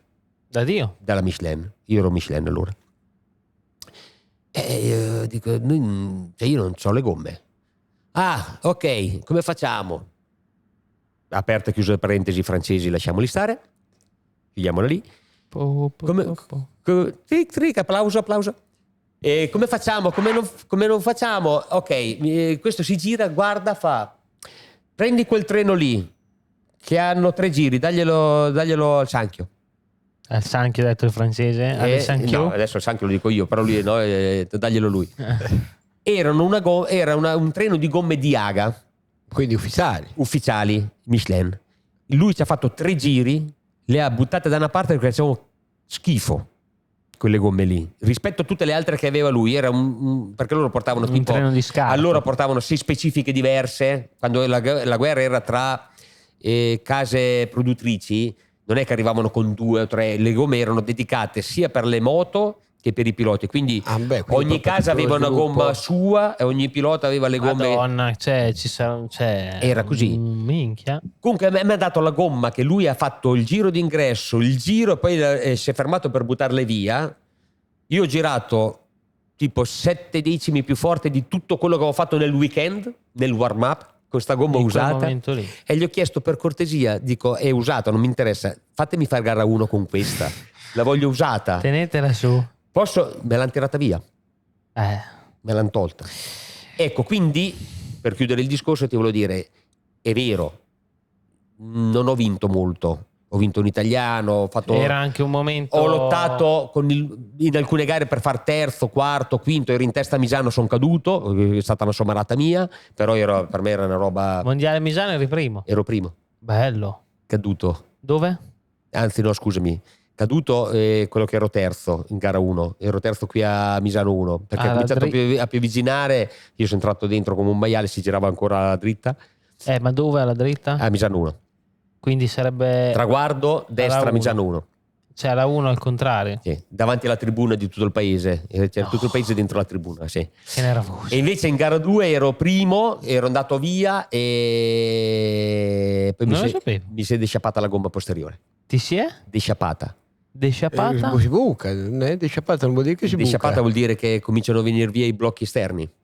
Tipo blistering? Tipo blisterata. Perché per derapare, venire su, quando loro si faceva carro 3 curvone, mi si è scaldata molto fino a che a un certo punto non ha tenuto. Non ha tenuto e ho cominciato a perdere posizione, ho finito tipo quinto, sesto, non mi ricordo. Però in mezzo a loro buoni ci sono stato diverse volte, ma quello che io lo sapevo che sarebbe stata dura così, perché sarebbe stato al massimo, diciamo. Ripeto, come ti dicevo prima, secondo me guidavo bene e andavo molto forte, e secondo me avrei fatto di più, però questo non lo saprò mai, ma va bene così. Io sapevo che sarebbe stato impossibile fare di più, perché quando arrivi a un mondiale che hai già 30 anni, chi ti prende? Che sei già uno che dovresti... oddio, c'era Bayliss nello stesso periodo che più o meno... ferma, no, Bayliss è arrivato a 28 anni, ma era già un pilota ufficiale Ducati e correva il BSB. Ok. Non era uno nuovo. Ok. Capito? Io 2 o 3 colloqui li avevo anche fatti, ma quando ti presentavi lì avevi un'esperienza di un anno sulle moto, un anno, io venivo dagli scooter. Non conoscevi le piste, avevi 31 anni, tra i 30 e i 31, chi è che ti va a tirare dentro? Non è... Poi fa 2 parole con te, capisci subito che... No, ma poi aspetta, Mettiti nei miei panni. Io a un certo punto negli scooter avevo vinto tutto, no? Ho detto o smetto o passo nelle moto, spacco così e voglio fare il mondiale. Per me voglio andare a fare il mondiale, voglio vedere le piste del mondiale, voglio essere dentro lì.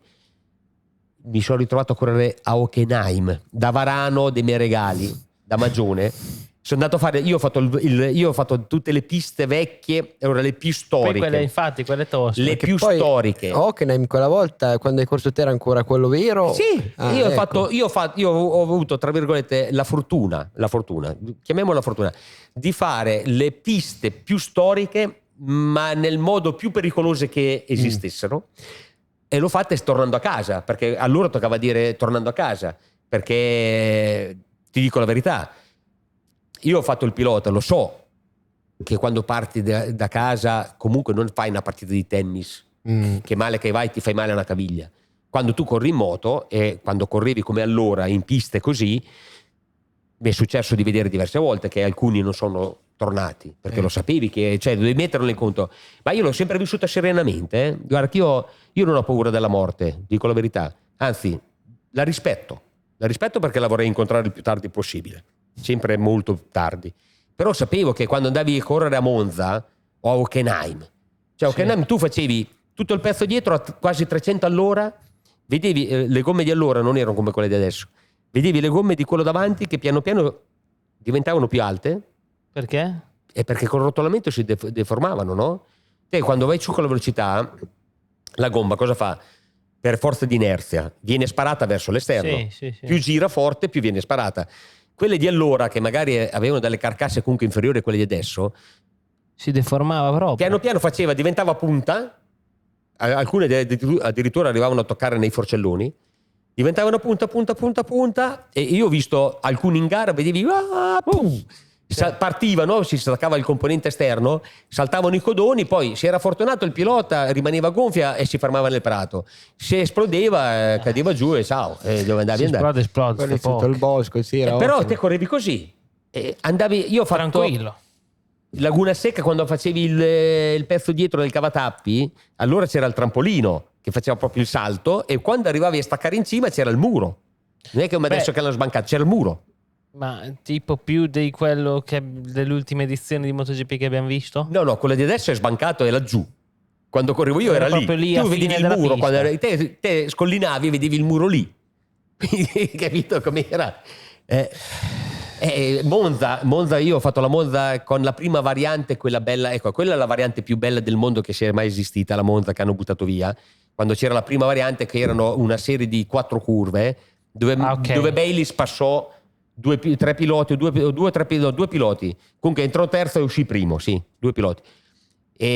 Però il problema è che ci si poteva anche morire. Sì, una volta un altro tipo di, come dicevamo prima, anche per strada, anche in pista. Era un'altra cosa. Ecco, però era bello.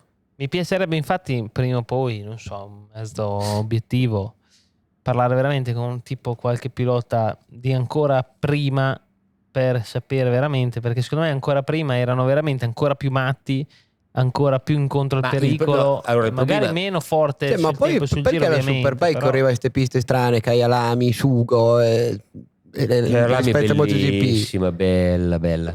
Allora, perché? Innanzitutto, nella MotoGP è arrivata un po' prima la questione della sicurezza, anche grazie a Franco Uncini ad esempio, che ha fatto un grande lavoro, e lì hanno iniziato a guardare un pochettino prima a quello che poteva essere il circuito in caso di cadute. La Superbike allora comunque aveva un budget inferiore a quello che era la MotoGP, allora non era la MotoGP, era la 500, e doveva accontentarsi ancora di correre anche nei circuiti dove, tra virgolette, questa cosa non veniva molto presa in esame. Okay. Ma non era nella mentalità. Ecco, qui ti rispondo anche a te, rispondo a tutti e due. Allora, quando tu parli a Giacomo Agostini, cioè loro correvano nei circuiti cittadini, per loro già andare nei circuiti tradizionali per loro era un passo enorme. Esatto. Allora, quello che per me era pericoloso come Hockenheim, per uno che correva a Riccione tra le balle di paglia era oro, hai capito? Sì. Quindi nella tua mentalità non c'è di pensare a quella cosa.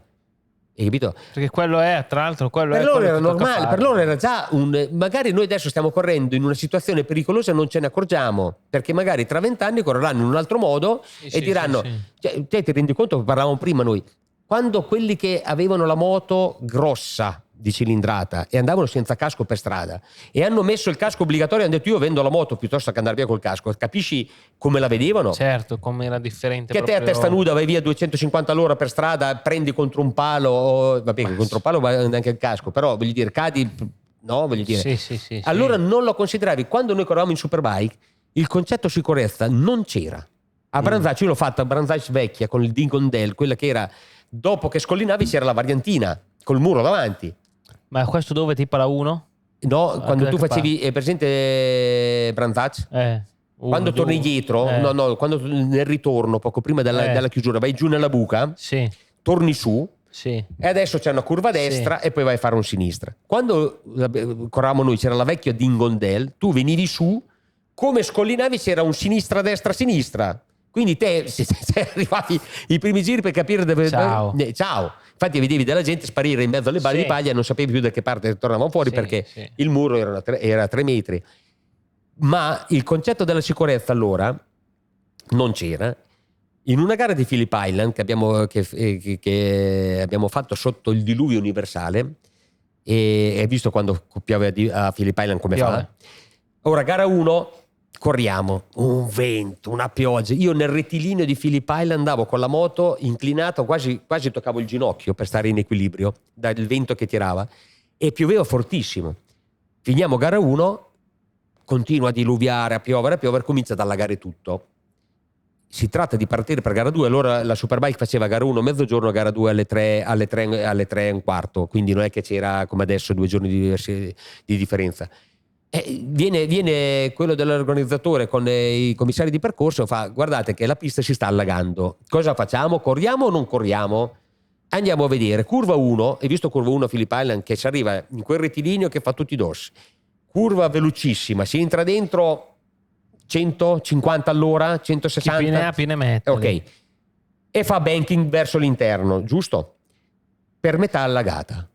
Sai cosa vuol dire allagata? Che c'era praticamente più di 1 metro d'acqua dentro, però l'altra metà era libera. Si poteva passare, dai.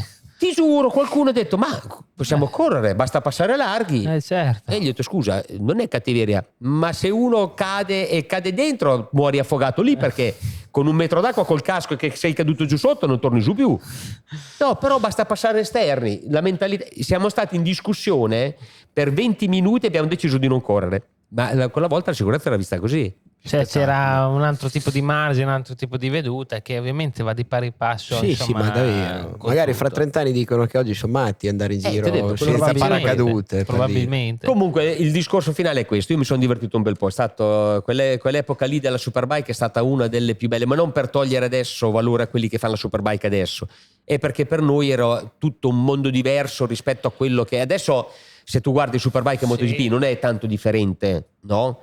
Allora noi eravamo proprio un mondo a parte. Molto romantica la Superbike di quegli anni lì. Erano delle moto diverse, erano 4 tempi contro 2 tempi, delle moto stradali pesanti e larghe contro quelle che adesso sono le moto, erano le 500 di allora, cioè era un'epoca molto lontana ed era un mercato fiorente che ora non c'è più.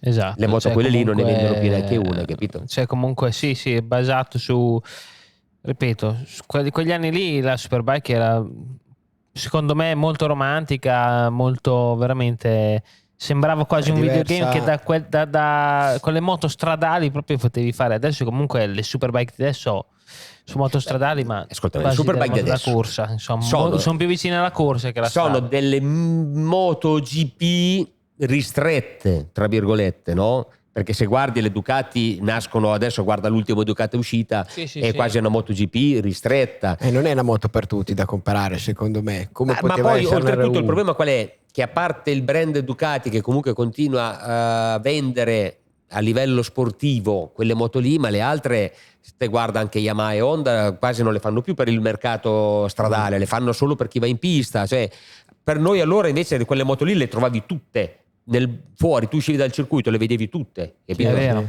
Ed era tutto adesso un altro quasi mercato. sì, più MotoGP sulla strada. Poi non era neanche detto che chi passava dalla 500 alla Superbike andava subito fortissimo, perché quella volta. Allora, io ho sempre pensato una cosa: i piloti più forti del mondo erano nella massima espressione sportiva possibile, quindi quelli della GP, della 500 di allora, erano comunque più forti di quelli dei più forti della Superbike.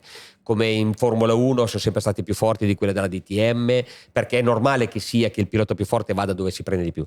Però è anche vero che quegli anni era talmente alto il livello che se prendevi un Fogarty, un Aga, potevano far bene, ma non erano sempre proprio. Bayliss anche, ma qualche anno dopo forse. Sì, però molto forti, per carità. Però il massimo sempre stato un po' così. Tu il massimo lo trovavi di qua. È normale che sia così, perché dove si guadagna di più e dove vai a fare. Cioè, se mi dicessero che sulla GT3 c'è un pilota più forte di Verstappen, lo prenderei per matto.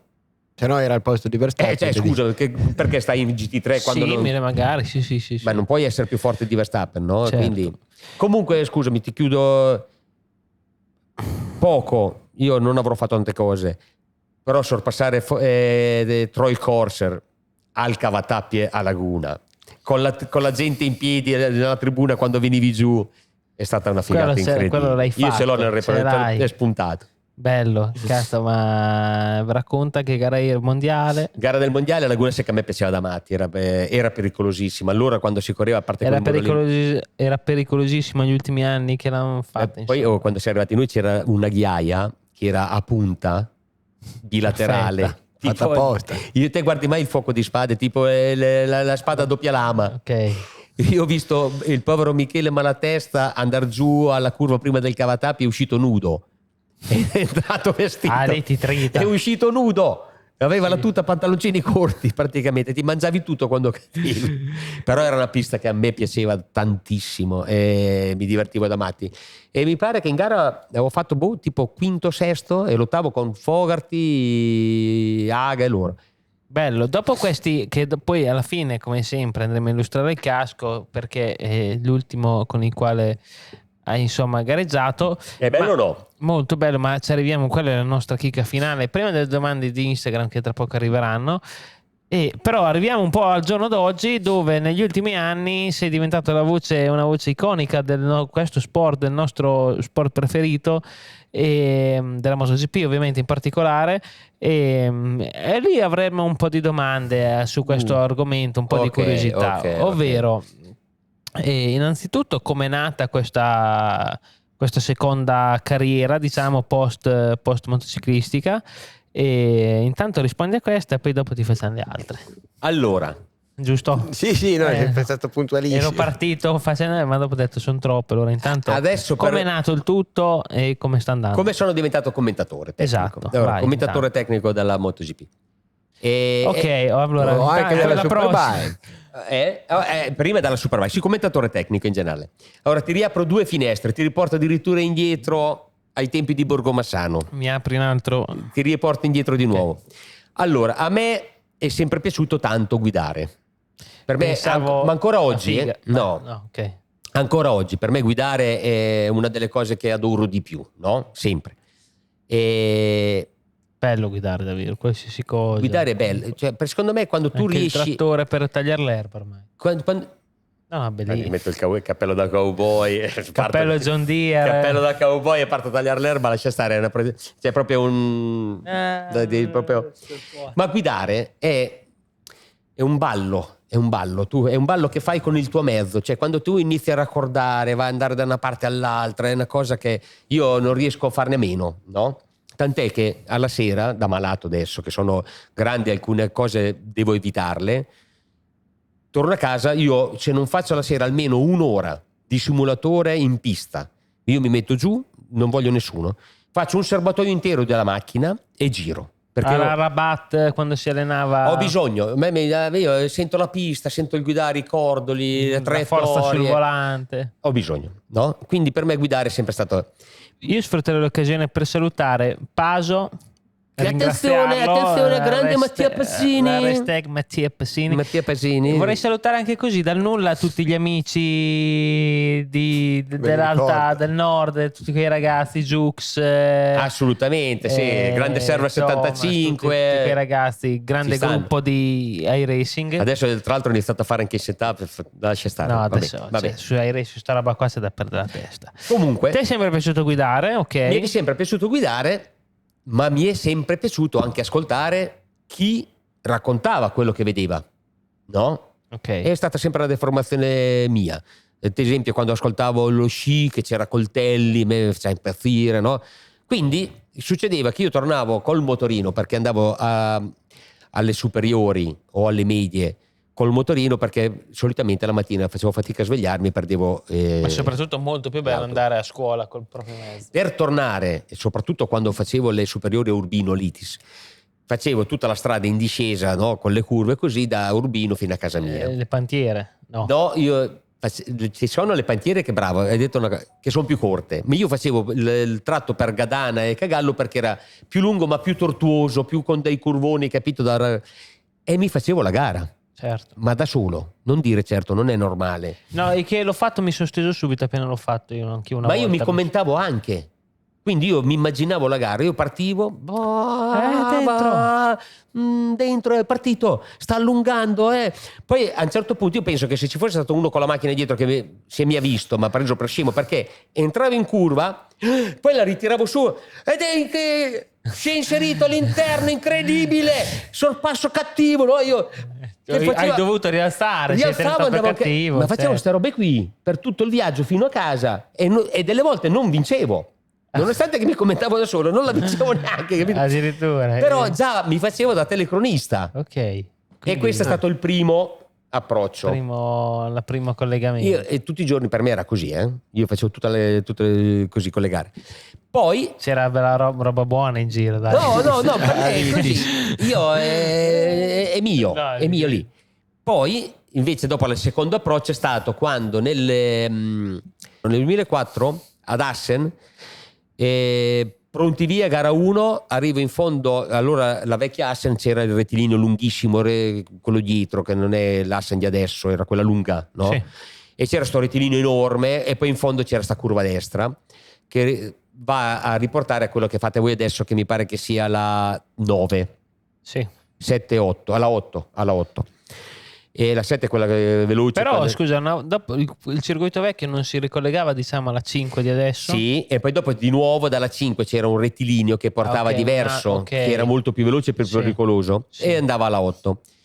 Arrivo alla 8, vado ad entrare in curva, ero messo anche molto bene, che ero partito bene. Dietro Lucio Pedercini gli si rompe il cambio, quindi praticamente gli entra la folle tra la quinta e la quarta, credo. Poi gli era entrata la marcia magari. No, non gli è entrata niente, lui è arrivato come un camion, era già lungo di suo. Con la folle è entrato come un camion tutto interno, e chi ha preso pieno contro di me, che ero più avanti, e mi è rimasto il braccio attaccato alla sua moto. Noi siamo caduti insieme e mi è uscita per la prima volta la spalla. Allora, quindi io sono rimasto a bordo pista, perché adesso non c'era neanche le vie per il soccorso allora, quindi io sono rimasto tutta la gara dal primo giro all'ultimo dentro la ghiaia là, con i soccorsi, con la spalla fuori, e praticamente me l'hanno rimessa dentro quando mi ha riportato poi in clinica. E io gara 2 ovviamente non l'ho potuta fare perché avevo sta spalla che era disastrata. Venne Luigi Vignando e mi disse: visto che te non corri, che non puoi fare di qua, che era il telecronista di La 7. Che era il telecronista di La 7, sì, bravo, che aveva preso il posto di Giovanni Di Pillo, perché Di Pillo era andato a un emittente che avevano aperto con i canali nuovi, che adesso non mi viene il nome. Nuvolari, bravo, Nuvolari, ecco, non mi viene in mente Nuvolari, bravo. Il grande Di Pillo andò a Nuvolari. E Vignando mi disse: perché non mi vai a fare insieme a Calia la griglia, no, prima del via di gara 2, così stai lì, chiacchieri, certo, no, fai un po' inviato. Dico, volentieri, tanto io ero qui fasciato col braccio, non potevo fare niente. Faccio questa griglia e poi mi fa: perché non vieni anche allora la Superbike la commentava una sola persona, così faceva Di Pillo, così faceva anche Vignando, c'era una sola persona, non esisteva ancora il ruolo del commentatore tecnico, ecco. E mi fa: perché non vieni anche in cabina con me, dato che sei libero? E andai su in cabina con Vignando e venne fuori una bella gara. Bella. Ma bella proprio no, bella nel senso che ci siamo trovati bene e l'ho commentata molto bene. Ok, ti piacque. Una bella performance piacque molto anche alla gente. All'esterno. Poi dopo io ritornai a correre dopo l'infortunio, ma quando decisi di smettere, pensi, li stiamo usando tutti sti passati remoti, proprio pane nostro. La 7 mi richiamò e io andai a fare il commento tecnico Nel frattempo però avevano preso a chili. Nel frattempo avevano preso a chili perché io ancora ho fatto anche la Supersport, l'ultimissimo anno che ho corso, e poi dopo chili sono tornato io. Ho capito. E quindi hai iniziato e dopo poi? ho fatto la Superbike fino al 2012 che perse i diritti perché li prese perché li prese, mi sembra di raccontare una favola, perché li prese, c'era una volta nel lontano 2007 fino al 2012 Italia 1 che a sua volta aveva perso, perché aveva perso i diritti che li prese della MotoGP Sky. Ok, quindi tutto praticamente in poche parole, una perdita di diritti. Detto in dialetta, nel 2012 era Pete. Ok. E noi pignendo fe. E lì arrivò la chiamata di Sky invece. Ok. Per andare a fare a Sky la MotoGP. Quello che fino ad ora è iniziato Moto2, Moto3. Io ho fatto i primi anni che ho commentato il mio Andrea Migno, ti ricordi? Grande Sacchio. Io vi ho commentato tutti, a te Pecco, Martin, Bastianini, Morbidelli, tutti li avevo commentati. Morbidelli, sì, tutti, oltre Marini, che avervi visti da bambini Bezzecchi e avervi anche Bezzecchi anche, sì. Vai, MotoGP, sì. Sì, te tutti ormai. Però allora, curiosità da commentatore appunto, a livello di carriera, cioè nel senso, ok, che abbiamo già detto che il tuo apice comunque sportivo e professionale sia stato nelle moto, però quanto ci sei andato vicino con la carriera da commentatore anche a livello di soddisfazioni personali o comunque di, non so, di proprio appunto di esperienza, cioè comunque non c'è o non c'è appunto una gratificazione, ti dà gusto fare questa cosa qua comunque? Allora, secondo me dà tanto gusto.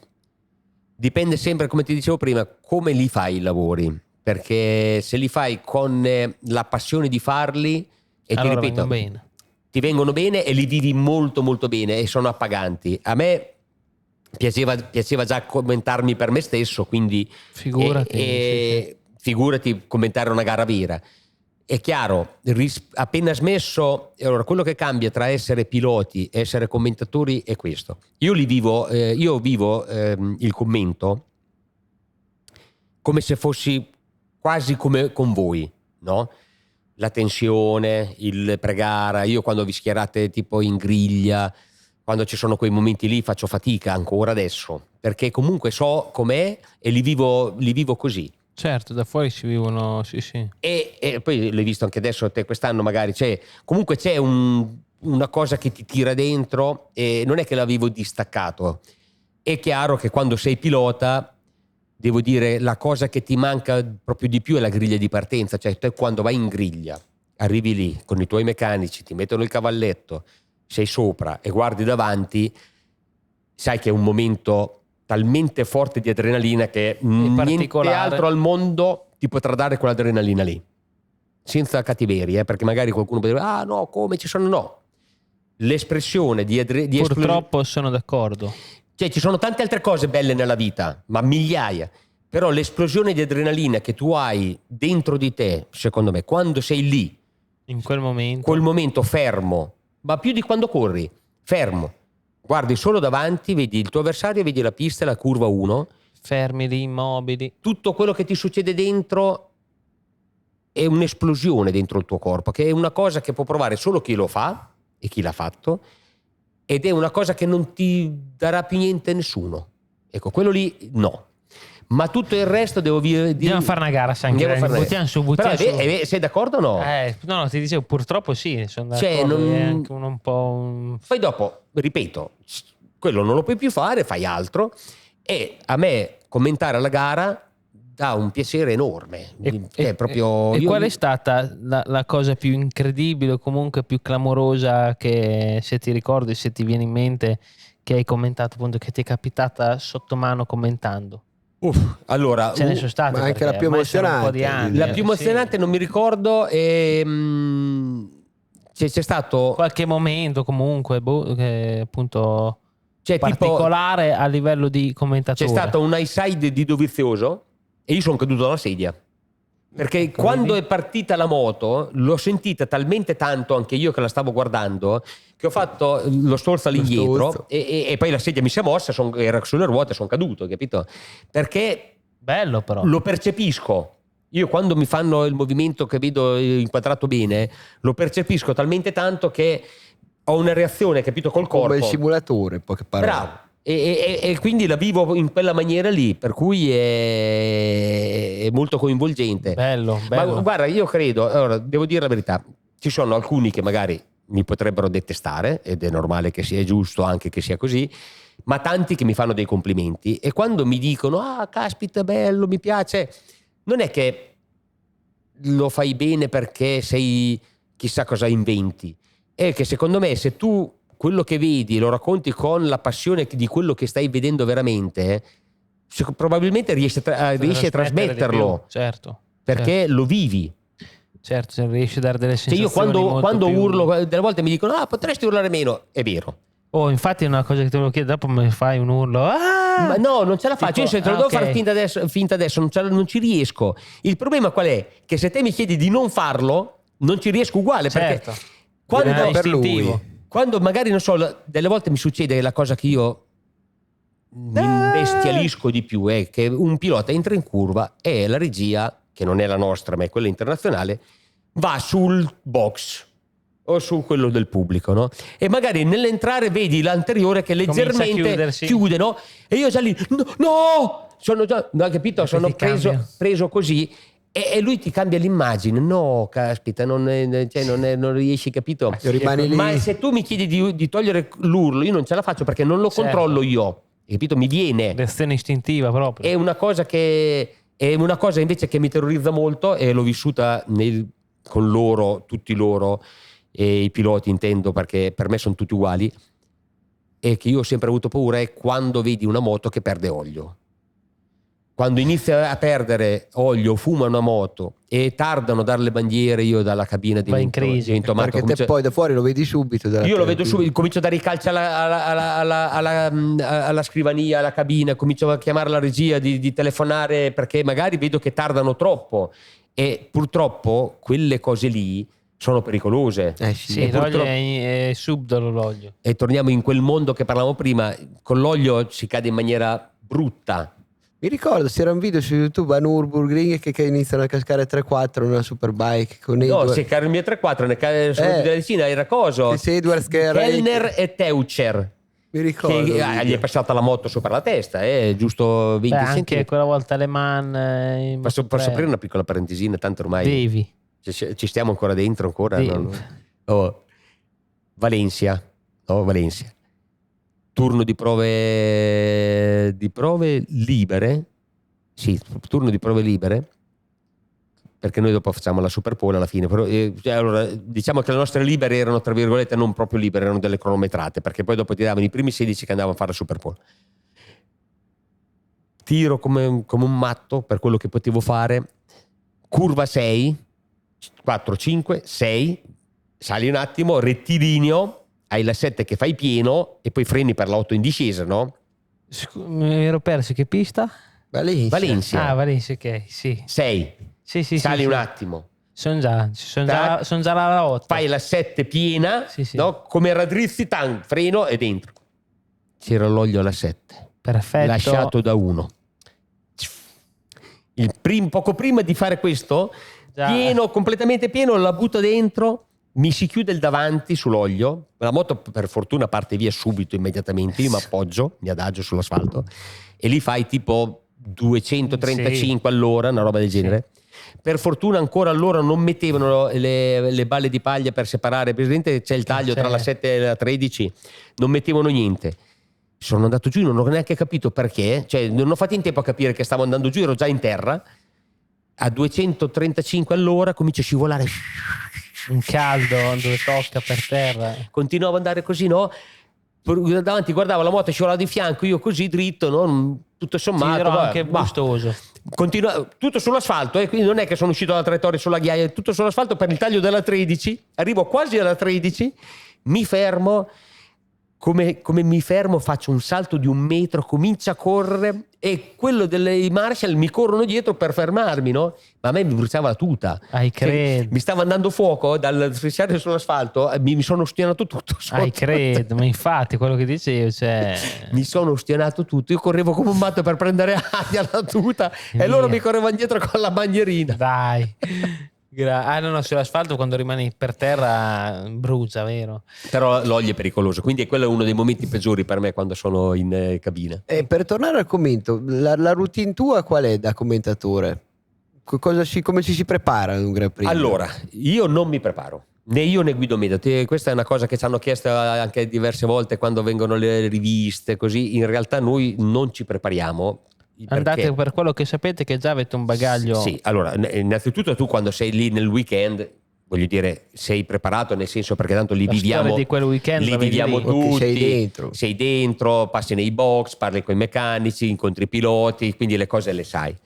Però mentre da fuori in tanti possono pensare che il Gran Premio lo prepari, in realtà è tutto istintivo quello che ti viene detto durante il Gran Premio, anche quando fa quelle belle arringhe finali, diciamo, Guido sulla gara, ma anche nei momenti più topici quando si vince un mondiale. È tutto a braccio di quel momento che stai vivendo lì, capito? E la stessa roba succede a me, che sono accanto a lui, che faccio magari il settore più tecnico, però la vivi.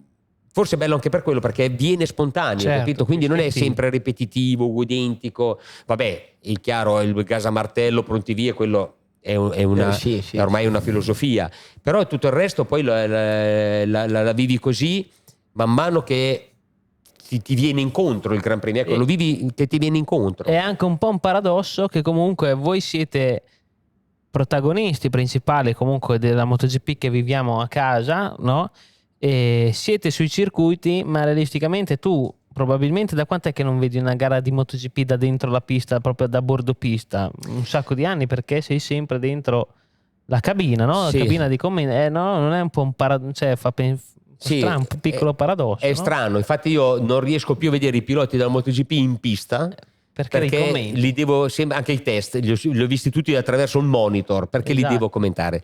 Però mi sono detto che è una cosa molto positiva. Certo, vuol dire perché il giorno che li vedrò dalla pista vuol dire che non farò più il commentatore, e quindi mi va bene così, mi va bene. No, ma infatti. Però effettivamente noi li dobbiamo vedere da dentro lì. Ovviamente, questa domanda forse un po' ovvia, ma rispetto quando commentate le gare da Milano rispetto a che andare in pista? Pro, contro, comunque anche il livello di come la vivete. Secondo me immagino questa cosa diverso, no? Questa cosa è nata con il Covid, cioè iniziare a fare le gare da Milano, dalla cabina, perché magari non si poteva viaggiare. Poi dopo è rimasta su alcune extraeuropee molto più impegnative. Anche perché adesso sono molte extraeuropee. Sono molto costose, sono molto impegnative, molto attaccate, e quindi alcune si fanno da Milano, dalla cabina. Ed è molto brutto. E devastante per noi che lavoriamo, perché mentre tu vai sul posto e hai 2 giorni di triboli per il fuso orario, poi dopo stai a posto, io da Milano non lo prendo mai, nel senso arrivo il giovedì che vivo a casa mia, quindi ho fatto l'orario italiano, parti alle 3 del pomeriggio tipo, non so, poi vado sul giovedì sera, poi mi collego con il vostro lavoro e inizio a lavorare dalle 10 di sera alle 9 della mattina, no? Poi alle 9 della mattina, non avendo dormito tutta la notte, dovrei andare a riposare. Ma tu vai a riposare alle 10 della mattina, alle 11, finito gli studi e tutto, dormi 3 ore, perché è una penichella. Fai tutto il pomeriggio con gli occhi sbarrati, arriva la sera che tocca riandare a fare tutta la notte. Ti arrivi la domenica che sei finito. Ma lì, alla domenica, più o meno hai preso, come fanno i bambini appena nati, e hai invertito il giorno e la notte, che inizi a stare benino, ma torni a casa e devi riprendere il turno della mattina del giorno. È una roba devastante. E in più il primo Gran Premio non tanto, il secondo comincia a pesare, perché sembra una banalità, ma essere sul paddock vuol dire lavorare dentro, passare dal meccanico, ma anche basta che io vado da Severino per mangiare una cosa, incontro te, 2 chiacchiere con te, 2 con Scarlacchini, 2 con l'ingegnere Rigamonti, giornalisti con me, ce n'è di tutti. Ognuno dice la sua, tu accumuli, assimili, capito? Quindi hai tutto un materiale che ti arriva, poi incontri Pecco, incontri il Bez, parli con tutti, capito? E capisci anche le problematiche che magari che loro hanno sulle moto in pista, che te magari da fuori vedi. Ad esempio anche il giro in pista nostro, il mio di Guido, che è divertente per chi guarda da casa, e noi facciamo un giro solo e ci parliamo tra di noi, ma a me consente comunque di sentire, certo, anche di magari se c'è un taglio nella pista, esatto, se c'è una buca, se c'è una cosa, capito? Caspita, quando arrivo in curva, anche se non vado tirando come quelli da MotoGP, ma arrivo e dico, sento sto taglio, ti dà fastidio. Dici, qui è fastidioso. Puoi anche riportare magari in telecronaca. Ma poi dopo sì, lo riporto, ma mi confronto anche con i piloti per dire, sì, infatti là si sente che è ondulata, capito? E capisci il perché succedono certe dinamiche. E invece nel rapporto con il telecronista principale, che rapporto avete? Il tuo ruolo di commentatore tecnico te alla fine hai. Tanto Sanchio, commentatore principale di eventi non tanto ufficiali, al di sotto, esatto. No, tanto al di sotto di quelle da MotoGP, ovvero le gare a Renze, tutte diverse, non ufficiali. Però io a Renzi, a Mignolo, sai che li ho cresciuti tutti loro. Il primo obiettivo era arrivare da ragazzini e riuscire a battere piano piano il Sanchio, giusto? È vero, e non il Sanchio pulitissimo, tac Barza lunga, pulito, sì. E intanto rimanevi dietro, sempre, si rimaneva. Sì. Era all'inizio del passare il Sanchio era... Nelly una volta mi fa, ma io perché sono rimasto dietro, perché fisicamente non ne avevo più. Capito? C'hai 30 anni di meno, lo dici a me, lo dici, non ho capito. Però il primo esame era quello. No, il rapporto con Guido è spettacolare, nel senso che, a parte che per me comunque iniziare a lavorare, adesso ormai è una consuetudine, perché sono ormai quasi 10 anni che siamo, più di 10 anni che siamo insieme. Però iniziare a lavorare con Guido Meda era una cosa, capito, abbastanza prestigiosa, ma che comunque ha fatto la storia della 500, dell'epoca, no, del motociclismo su Italia 1. Era per cui un'istituzione. È figo. Invece in realtà è Mattacchione, che ci si lavora benissimo, e noi diciamo che in telecronaca abbiamo lo stesso identico rapporto che potremmo avere o che abbiamo in aeroporto, non so, tanto ci incontri sempre, o che abbiamo quando abbiamo fatto la sfida, io con la bici, lui col ciao, cioè facciamo tutte ste robe così un po', abbiamo fatto le vacanze insieme anche a sciare, abbiamo fatto, cioè ci si frequenta alla stessa identica maniera anche fuori. Quindi questo aiuta molto il lavoro, perché non è... Allora, piani un po' tu, sì. È sempre facile iniziare, ma non è mai facile continuare nei rapporti di lavoro. Se fate caso, io penso che a tutti questo possa capitare, no? Ti si trovi benissimo il primo anno, poi dopo già comincia a essere un po' uno che che rompe le scatole a quell'altro. In realtà noi siamo 10 anni, ci si troviamo benissimo, quindi lui ha i suoi difetti, io ho i miei, ci mancherebbe altro, però siete una coppia ormai comunque consolidata e sappiamo anche quando parla uno, quando parla l'altro. È difficile che ci senti andare uno sopra l'altro, cioè, secondo me è fighissimo, ecco. Io mi trovo veramente bene. Poi magari se un giorno intervisterete lui dirà il contrario, non lo so. Sicuramente, infatti però, aspettiamo la sua controrisposta. Però è figo, dai, è bello, cioè, posso aprire un piccolo, dai, tanto ormai guarda, Mauro, questo è tutte chicche per i nostri ascoltatori. I primi anni io ho fatto Moto3 e Moto2, no? Sì. Commentando voi, te, Pecco e loro, come dicevamo prima, che è stato bellissimo, e per me è stata veramente una cosa. Poi 2016 passo in MotoGP, primo Gran Premio della stagione, Qatar. Vince Vale, secondo vizioso, terzo Iannone. No, ma aspetta. Ora 2016 debutto in MotoGP con Guido Meda. Caspita, non è una roba da poco. No. Perché è la MotoGP, perché sei con Guido Meda, perché sei comunque... dentro! No, però il problema qual è? Che in Italia, perlomeno noi commentiamo in Italia, la Moto3 e la Moto2 fa un tot, la MotoGP... Chiaro. No? La prima, bene, prove tutto bene, prova ufficiale tutto bene, arriva il momento della gara, ci mettiamo a sedere di notte, tac tac, partiamo. Semaforo, scatenate l'inferno, gas dentro, martello, via, tanto non parte tutto quanto, lui parla, io parlo io. Poi a un certo punto lui comincia, spinge un pulsante e comincia a fare dei segni, incazzarsi, no? E io ho detto no, adesso cosa ho combinato? È successo? Lui parla, continua a fare dei segni, dopo parlo io, che mi comincia a mancare l'ossigeno. Caspita, la prima MotoGP sarà stato ancora il quinto o il sesto giro, lo vedevo incazzato nero, dico ma adesso no, adesso cosa ho combinato? Ho rifatto tutto a mente. Sembrava di aver fatto tutto bene. Ho fatto il review e a mente ho ripassato tutte parole per parole di tutto quello che era successo lì, no? Dico, ma tanto non mi sembra di avere niente di male, ma dico, e lui che continuava a incazzarsi, no? A dire una roba e un'altra, poi a un certo punto mi fa segno, te vai, parla, e lui continuava, dico, adesso lì. Finita la prima, debutto 2016 Qatar e alla seconda ci va qualcun altro. Invece dopo ho scoperto, perché io sono andato alla fine che c'avevo la pelle d'oca perché non capivo cosa stesse succedendo, no? Poi invece ho scoperto che aveva un problema con la regia, che gli ritornava un ritorno, che lui si stava incazzando con quelli di Milano e non c'entravo niente io. Però intanto, caspita, ho fatto tutta la roba sudata della Madonna. Ancora ero lì che facevo così, presente come l'aereo più pazzo del mondo quando stacca a sudare. Però adesso ci ridiamo. Alla per me era una roba... no. Caspita. Tutto è bene? Quello che finisce bene. Applauso, la scena aperta.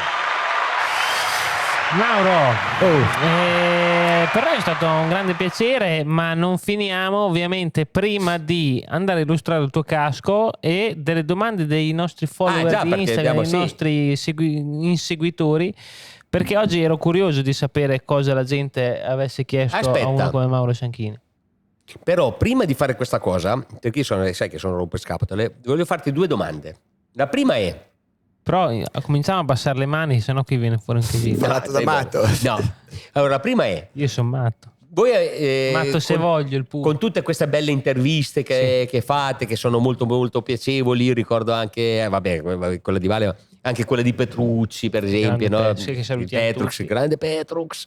Nei vostri follower, qual è la proporzione tra uomini e donne, tra ragazzi e ragazze, per dire? Ovviamente immagino una grande percentuale di ragazzi, maschi, di ragazzi. E sinceramente più o meno sarà come il pubblico delle gare di Sky, mi viene da dire. Sai che guarda che io sto notando che ultimamente ci sono tantissime ragazze, questo è molto molto bello, che si stanno avvicinando al motociclismo, per cui noi visto che l'ultima puntata possiamo anche già dare qualche spunto sulla nuova stagione che andremo ad aprire verso i primi di marzo, possibilmente in parallelo con il campionato a venire. E ci piacerebbe sinceramente anche un attimino cominciare a guardare un po' tutto, tra cui appunto, come dici te, ci sono tante ragazze che si stanno affacciando su questo mondo, dalle addette ai lavori a anche comunque dei campionati veri e propri in pista, quindi non è scontato pensare di non invitare, insomma, di invitare qualcuno per qualche ragazza nella seconda stagione.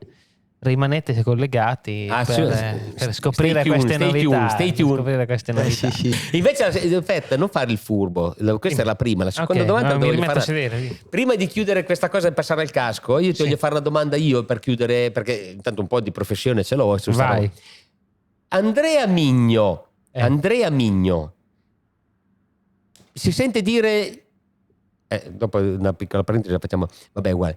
Si sente dire Sanchio in giro, qual è il primo pensiero che ti viene in mente dopo tutti questi anni e tutti questi mestieri che abbiamo parlato? Allora, devi essere sincero. Allora, innanzitutto sorrido perché abbiamo passato un sacco di momenti in cui mi sono divertito, a partire dalle briscole Compaso, Renzi, cioè giocavamo a briscola. Innanzitutto sorrido perché briscole non legnate, briscole gioco della carta. Gioco a briscola che come hai sempre vinto, anche biliardino è sempre vinto. Infatti penso innanzitutto che siamo compagni di biliardino e soprattutto di briscola, e biliardino ormai è un po' che non giochiamo, comunque anche biliardino, e quindi sorrido perché è un sacco di momenti però, divertenti. Al di là del sorriso, per il resto te stai camminando un così. gran Te stai camminando e senti dire Sanchini, cosa ti viene in mente? Sinceramente sorrido e ricordo magari qualche momento bello, però dai, è una buona considerazione. Però non ti viene, quello che intendevo io, ti viene in mente il commentatore, il ranch, il pilota, cosa di tutto? A me viene è una curiosità mia, così. Allora, a me personalmente viene in mente appunto in primis l'amico del ranch che comunque abbiamo. La serata, adesso... ti viene fuori quando ti ho salvato nella sauna, ok? Ti viene fuori quello lì. Anche. Racconta, non lo so. L'ho salvato dentro la sauna. Era svenuto dentro? No, si era addormentato, si era messo a dormire nella sauna. Misano 2014. È pericoloso. Misano 2014. Vale va a vivere proprio quella domenica lì, va a vivere nella sua casa nuova. E nel frattempo c'era il Gran Premio di Misano, qui proprio nel 2014, Gran Premio che Vale ha vinto. Era una delle mie prime, la seconda mia gara al mondiale, partivo 22esimo e fu un po' la gara che forse insomma, la mia prima gara, wow, exploit. L'è remontata. Sì, partivo 22esimo, finito ottavo, sorpassi con gente, c'era Fenati, Bagnai, dai, tutti quelli Io ti commentavo, È lui che mi commentava. Fatto sta che poi Vale qualche ora dopo vince anche in MotoGP e la sera aveva già detto in precedenza, Vara, casa nuova, facciamo una cena a casa mia, no? In più mettiamoci appunto, io avevo fatto una bella gara, mi ero divertito, ero appena entrato nel mondiale, quindi proprio momento più bello della mia vita. Vale aveva vinto una roba e un'altra, via, mangiamo, beviamo, festeggiamo questa bella domenica. Il problema è che io a un certo punto avevo freddo, no? Sai, comincio a essere stanco, di qua e di là. Se hai freddo dove vai? Nella sauna, io subito. ancora vai a dormire nello sauna. Ancora mi devo orientare una roba un'altra. Da Dio, un freddo della Madonna avevo, Vabbè, mi metto 2 minuti qui nella sauna, 2 secondi, Il problema è che con quel caldino subito appena sono entrato mi sono addormentato immediatamente, no?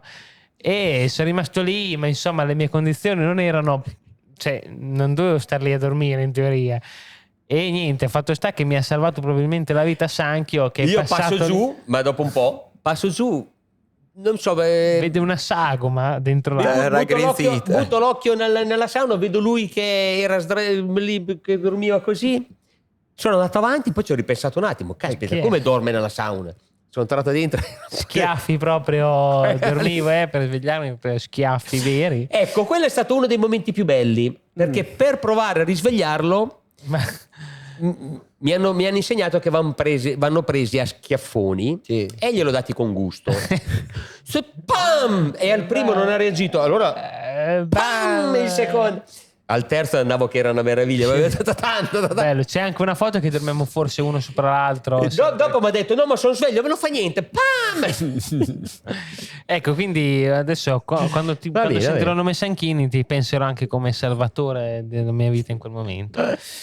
E niente, a sto punto adesso possiamo illustrare il tuo casco e passare alle domande? Sì. Abbiamo già le domande in regia? Abbiamo tutto, però allora, prima il casco.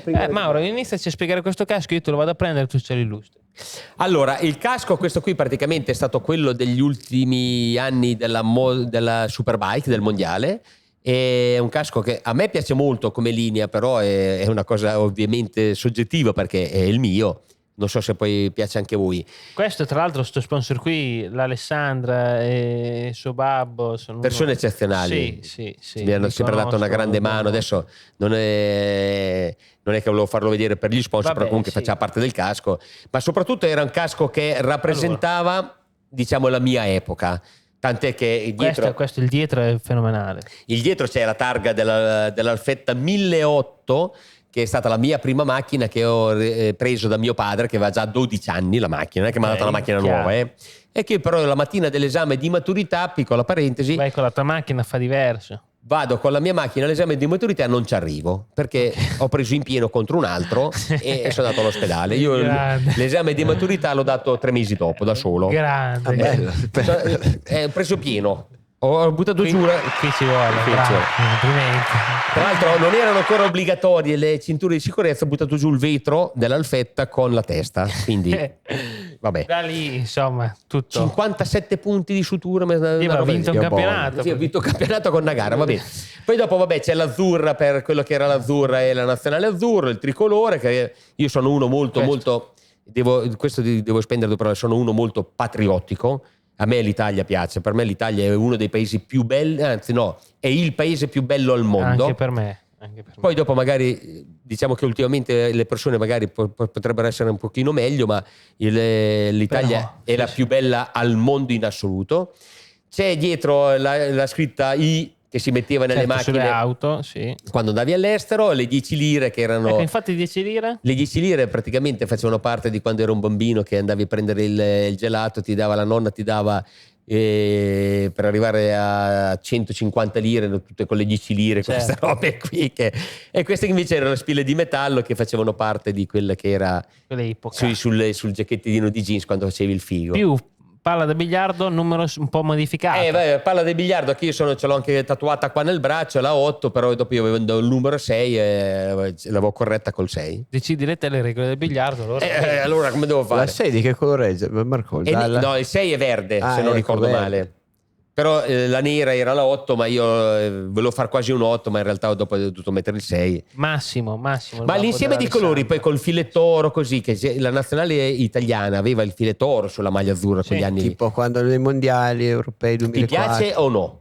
Piace molto Mauro questo intanto ti chiamo Mauro perché se Matti è lo pulito. chiamiamo Matti e ti chiamo poi Mauro. le righe sopra così, Vettel l'ultimo che l'aveva, se no ultimamente non ha più nessuno la riga che attraversa. Io sono arrivato prima di Vettel. Esatto, sì, che poi Vettel l'ha copiato da Schumacher, immagino. Bel casco. No Mauro, guarda, ti sei presentato con una gran chicca anche oggi per noi. Allora, bella bravo o casco? Uno dei due, cosa scegli? Allora per l'uso che ne faccio ovviamente il bravo, perché mi piacerebbe ma quello ce l'hai ancora funzionante, operativo? Ti ho detto, ci ho fatto l'altro giorno poco tempo fa le penne. Potremmo fare uno speciale, venire a proviamo a farci del male con quel mezzo lì.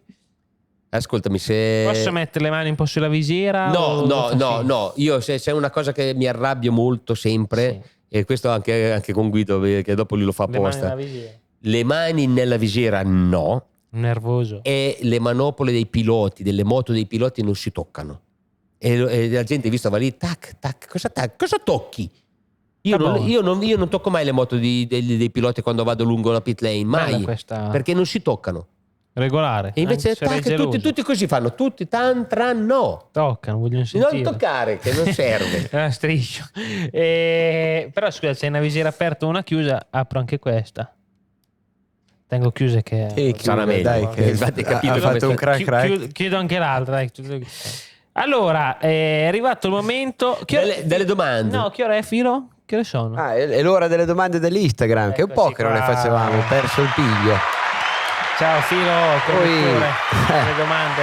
Allora, ci scrive tom.ytommy02. Come funziona lo Sky Sport Tech? Chi mette freccine, ingrandimenti e cose varie? Voi o la regia? Bellissima domanda, sai perché? Tommy, applauso. Grande. Ha fatto una bella domanda, perché in realtà lo Sky Sport Tech nella MotoGP ho il vanto di averlo introdotto io. Non esiste. Non esisteva. Era fatto per il calcio. Era fatto. Nel calcio, io quando arrivai, come ti dicevo prima, nel 2013, che mi chiamarono per entrare in MotoGP e fare la Moto2 Moto3, mi ha fatto fare uno studio e c'era questa roba qui per il calcio, che in realtà nel calcio la regia mandava le frecce e le lenti, quella roba che fanno gli inserti, no? Io lo vedo lì, dico, caspita, ma non posso usarlo, no, durante lo studio? Ah no, perché non l'abbiamo montato. No, ma lo faccio io mentre... A me piace spistolare, da noi diciamo, vabbè, uguale. Comunque, no, con questa roba qui. Ah, se vuoi, fai pure, no? E c'erano i test, mi ricordo, della Malesia, che c'erano delle immagini che aveva piovuto un giorno e facciamo vedere delle immagini sul bagnato. certo punto mi prendo questa immagine qui, la fermo, la ingrandisco, faccio vedere la ruota posteriore, metto le frecce, vedete queste, le gomme da bagnato servono per far defluire l'acqua verso l'esterno, faccio le frecce verso l'esterno, metto la lente e in più questi canali che si vengono creati tra un tassello e l'altro non solo fanno defluire l'acqua verso l'esterno, ma creano un movimento dello pneumatico all'esterno, creando un movimento molecolare e un riscaldamento, e la gomma si riscalda. E la faccio tutta in diretta. Chiudo il servizio, esco fuori. Dopo un po' vado su di sopra nel secondo piano, incontro l'amministratore delegato di allora, che dopo è poi quello che ha fatto anche il Team Sky. Ah, caspita, bellissimo! Bisogna portarlo nella MotoGP, bisogna farlo. E da lì è nato lo Sky Sport Tech. E io lo faccio tutto in diretta, sempre, senza niente registrato, le metto io le frecce. Quindi sei arrivata anche prima di Matteo Bobbi, praticamente. E se permetti, devo dirti di sì. Penso. Sei anche spiegato nel mezzo della domanda come funziona una gomma da bagnato. Vabbè. Davvero, una risposta più perché completa. Perché te la sapeva te? Sì, la gomma da bagnato sapevo. La sapevi tutta fino in fondo? No, così bene, ovviamente, così dettagliata, no. Quanta acqua tirano su al minuto ai 200? Dipende. Perché la Formula 1 mi ricordo. No, le moto no, molto meno. Rispetto alle macchine molto meno. Almeno... A parte che hanno 2 gomme, mentre l'altra ne ha 4, però nella gomma almeno un quarto in meno tirano su. Ok, beh, comunque. E la pressione va alta o bassa? Le mani ho detto basse, se no qui viene il formacello. Perché nella gomma da bagnato tendenzialmente viene da pensare di mettere la pressione bassa, perché più lo pneumatico è sgonfio, più si appoggia e più si muove. Ma è anche vero che si è scoperto che più la superficie di contatto è ampia e meno il punto d'appoggio si va a riscaldare. Sì, poi vabbè ci sono un sacco di teorie, anche l'apertura o la chiusura dei tasselli più gonfia, no? Li tiene infatti più bisogna aperti. sempre trovare il compromesso, perché se il punto d'appoggio è molto piccolo si scalda tanto di più, perché la pressione che va a fare il peso su quel punto lì è tanta. È più alta, sì. Allora, ci scrive Enrico_Vulpio: non ti dà fastidio essere conosciuto come commentatore e non come pilota?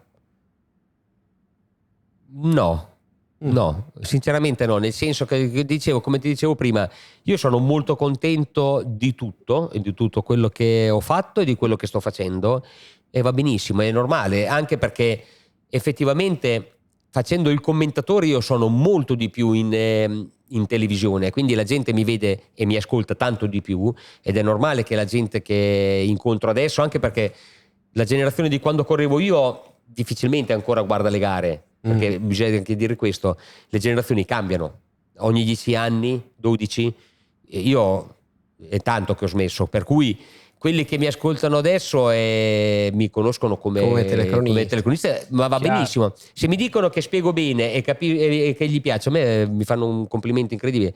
La cosa più bella è quando entri nei posti che chi guarda solo la gara mi sente solo per voce, non per viso, quindi in tanti non mi riconoscono subito, quindi entro nei posti, ti guardano con sufficienza e poi si girano, poi parli, poi a un certo punto devi chiedere: scusi, io volevo, te sei Sanchire, ti guardano tutti, ma te sempre quello. Non è così. Beh, è vero, come quelli alla radio. Sì, infatti è strano. Bello. Si scrive Fabri90210, fan della serie TV: Mauro, tu che le hai fatte tutte e due, meglio Misano in senso orario o in senso antiorario? Te non l'hai fatta, vero? Quindi te non puoi... E qual è la maggiore differenza? Te un po' risponda. Allora, tra il senso, non c'è un senso orario e un senso antiorario, c'è il senso originale e quella modificata.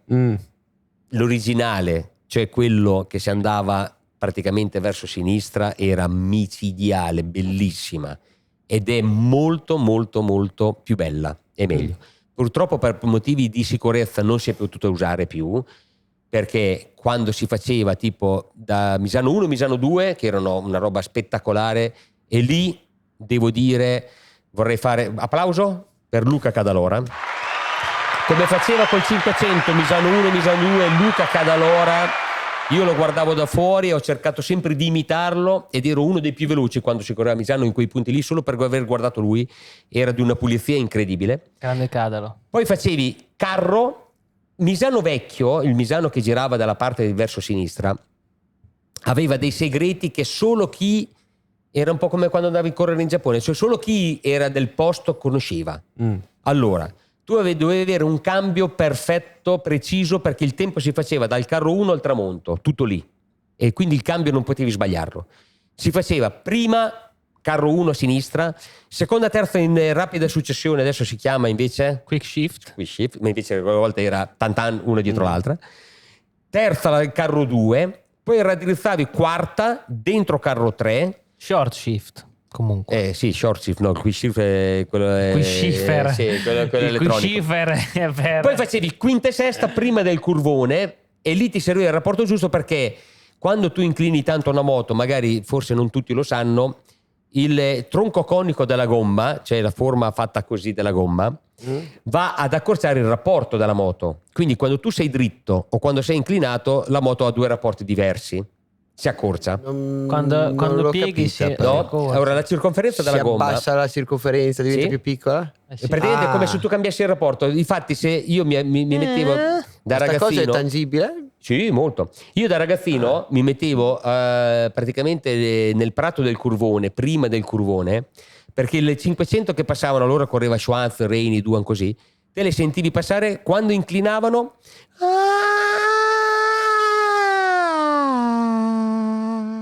Con la stessa marcia, perché il tronco conico della gomma ti allunga il rapporto, capito? Quindi tu devi avere il rapporto giusto per farla nel massimo piega e pieno, perché ti stava dentro, e quando la raddrizzavi ci arrivavi poi fino alla staccata del tramonto. E lì ci voleva un cambio. Questo non lo sapevo. E lì faceva una cosa devastante ed era bellissimo. Il problema qual era? Che se cadevi al curvone c'erano 6 metri di prato e il muro. E quanto andavi di velocità? A pieno, Okay. pieno, quindi a venire al contrario secondo me la facevi molto più forte di quello che si fa andando giù quando freni. Si faceva in piena accelerazione 2,50, 2,48. Non è bellissimo cadere. Però il curvone forse si faceva... E poi ferma, non c'era il cordo all'uscita, te venivi giù, facevi quel leggero banking che c'è anche adesso, è stato un po' accentuato, facevi questa cosa qua e poi raddrizzavi e andavi fino alla riga bianca che sfiorava l'erba. Spettacolo. Me lo rifai questo? Allora, ci scrive Enzo Agostino 03. Quale pilota secondo te ha raccolto di meno rispetto alle reali qualità in pista? Non vale Pedrosa, ma scritto. No, lo magari... so, no, Pedrosa ragazzi ha vinto dei mondiali, poi sì, il MotoGP non è riuscito a vincere un mondiale ed è probabilmente quello che ha vinto il primo anno Marquez, quando gli strappò il cavo con il gomito ad Aragon, che gli costò probabilmente il mondiale, perché è stato sfortunato. Però te lo so dire chi è, per me è Troy Corser. Ostia. Troy Corser è il pilota che viene dalla Superbike ed era dotato di una guida incredibile, di una tecnica. Io lo vedevo guidare, gli ho visto fare le pole position con la Petronas. Lui ha una tecnica di guida che è veramente di altissimo livello. Per me è uno di quelli da poter mettere nei primi 4-5 del mondo di sempre. Il problema di Troy Corser è che è australiano, matto come un cavallo, nel senso che diciamo votato per era votato per una vita abbastanza irregolare, niente allenamento, allora si usava pochissimo, lui proprio zero, serate balorde fino a tardi, probabilmente la tecnica e il talento di Troy Corser in una condizione diversa avrebbe raccolto tanto di più, anche secondo me anche nel GP o nel mondiale 500 avrebbe fatto bene. Becca testo Troy Corser. Una risposta non banale comunque. No, per me ti ho detto è uno che Troy Corser. E siamo arrivati alla fine, ragazzi. Bella siamo puntata. qui insieme ora per salutare, quindi Mauro, chiudiamo il 2024, siamo già anche nel 2025. È stato un piacere, Filo, do la mano anche a te perché è finita per quest'anno. Io non mi rimane che ringraziarvi, salutarvi, augurare a tutti i nostri ascoltatori un ritorno di fiamma nel 2025 con la seconda stagione. a partire da marzo nuovi ospiti, tante cose nuove e ancora Mick Bubble anche nel 2025. Ciao a tutti. Ciao a tutti. Ciao ragazzi. Bellissimo, veramente bello. Ciao. Hasta il bello. A quel prossimo anno. Alla season 2. Ciao a tutti e grazie a tutti. Però è un po' troppo stretta, Cioè, mi ha dato poco. Cioè, io volevo almeno parlare altre 4 ore. Volevi dire, scusa, volevo arrivare almeno. Scusa se ti ho fatto pressing. Cioè, mi hai fatto pressione, mi hai fatto stringere gli argomenti. Abbi pazienza. Ma non possiamo fare un'altra oretta così da mettere così. Di extra. Te, Mauro, adesso quando vuoi puoi venire quando vuoi. Io posso parlare anche da solo. Andiamo via, te stai qui. Boh. 2 ore e 40 di registrato.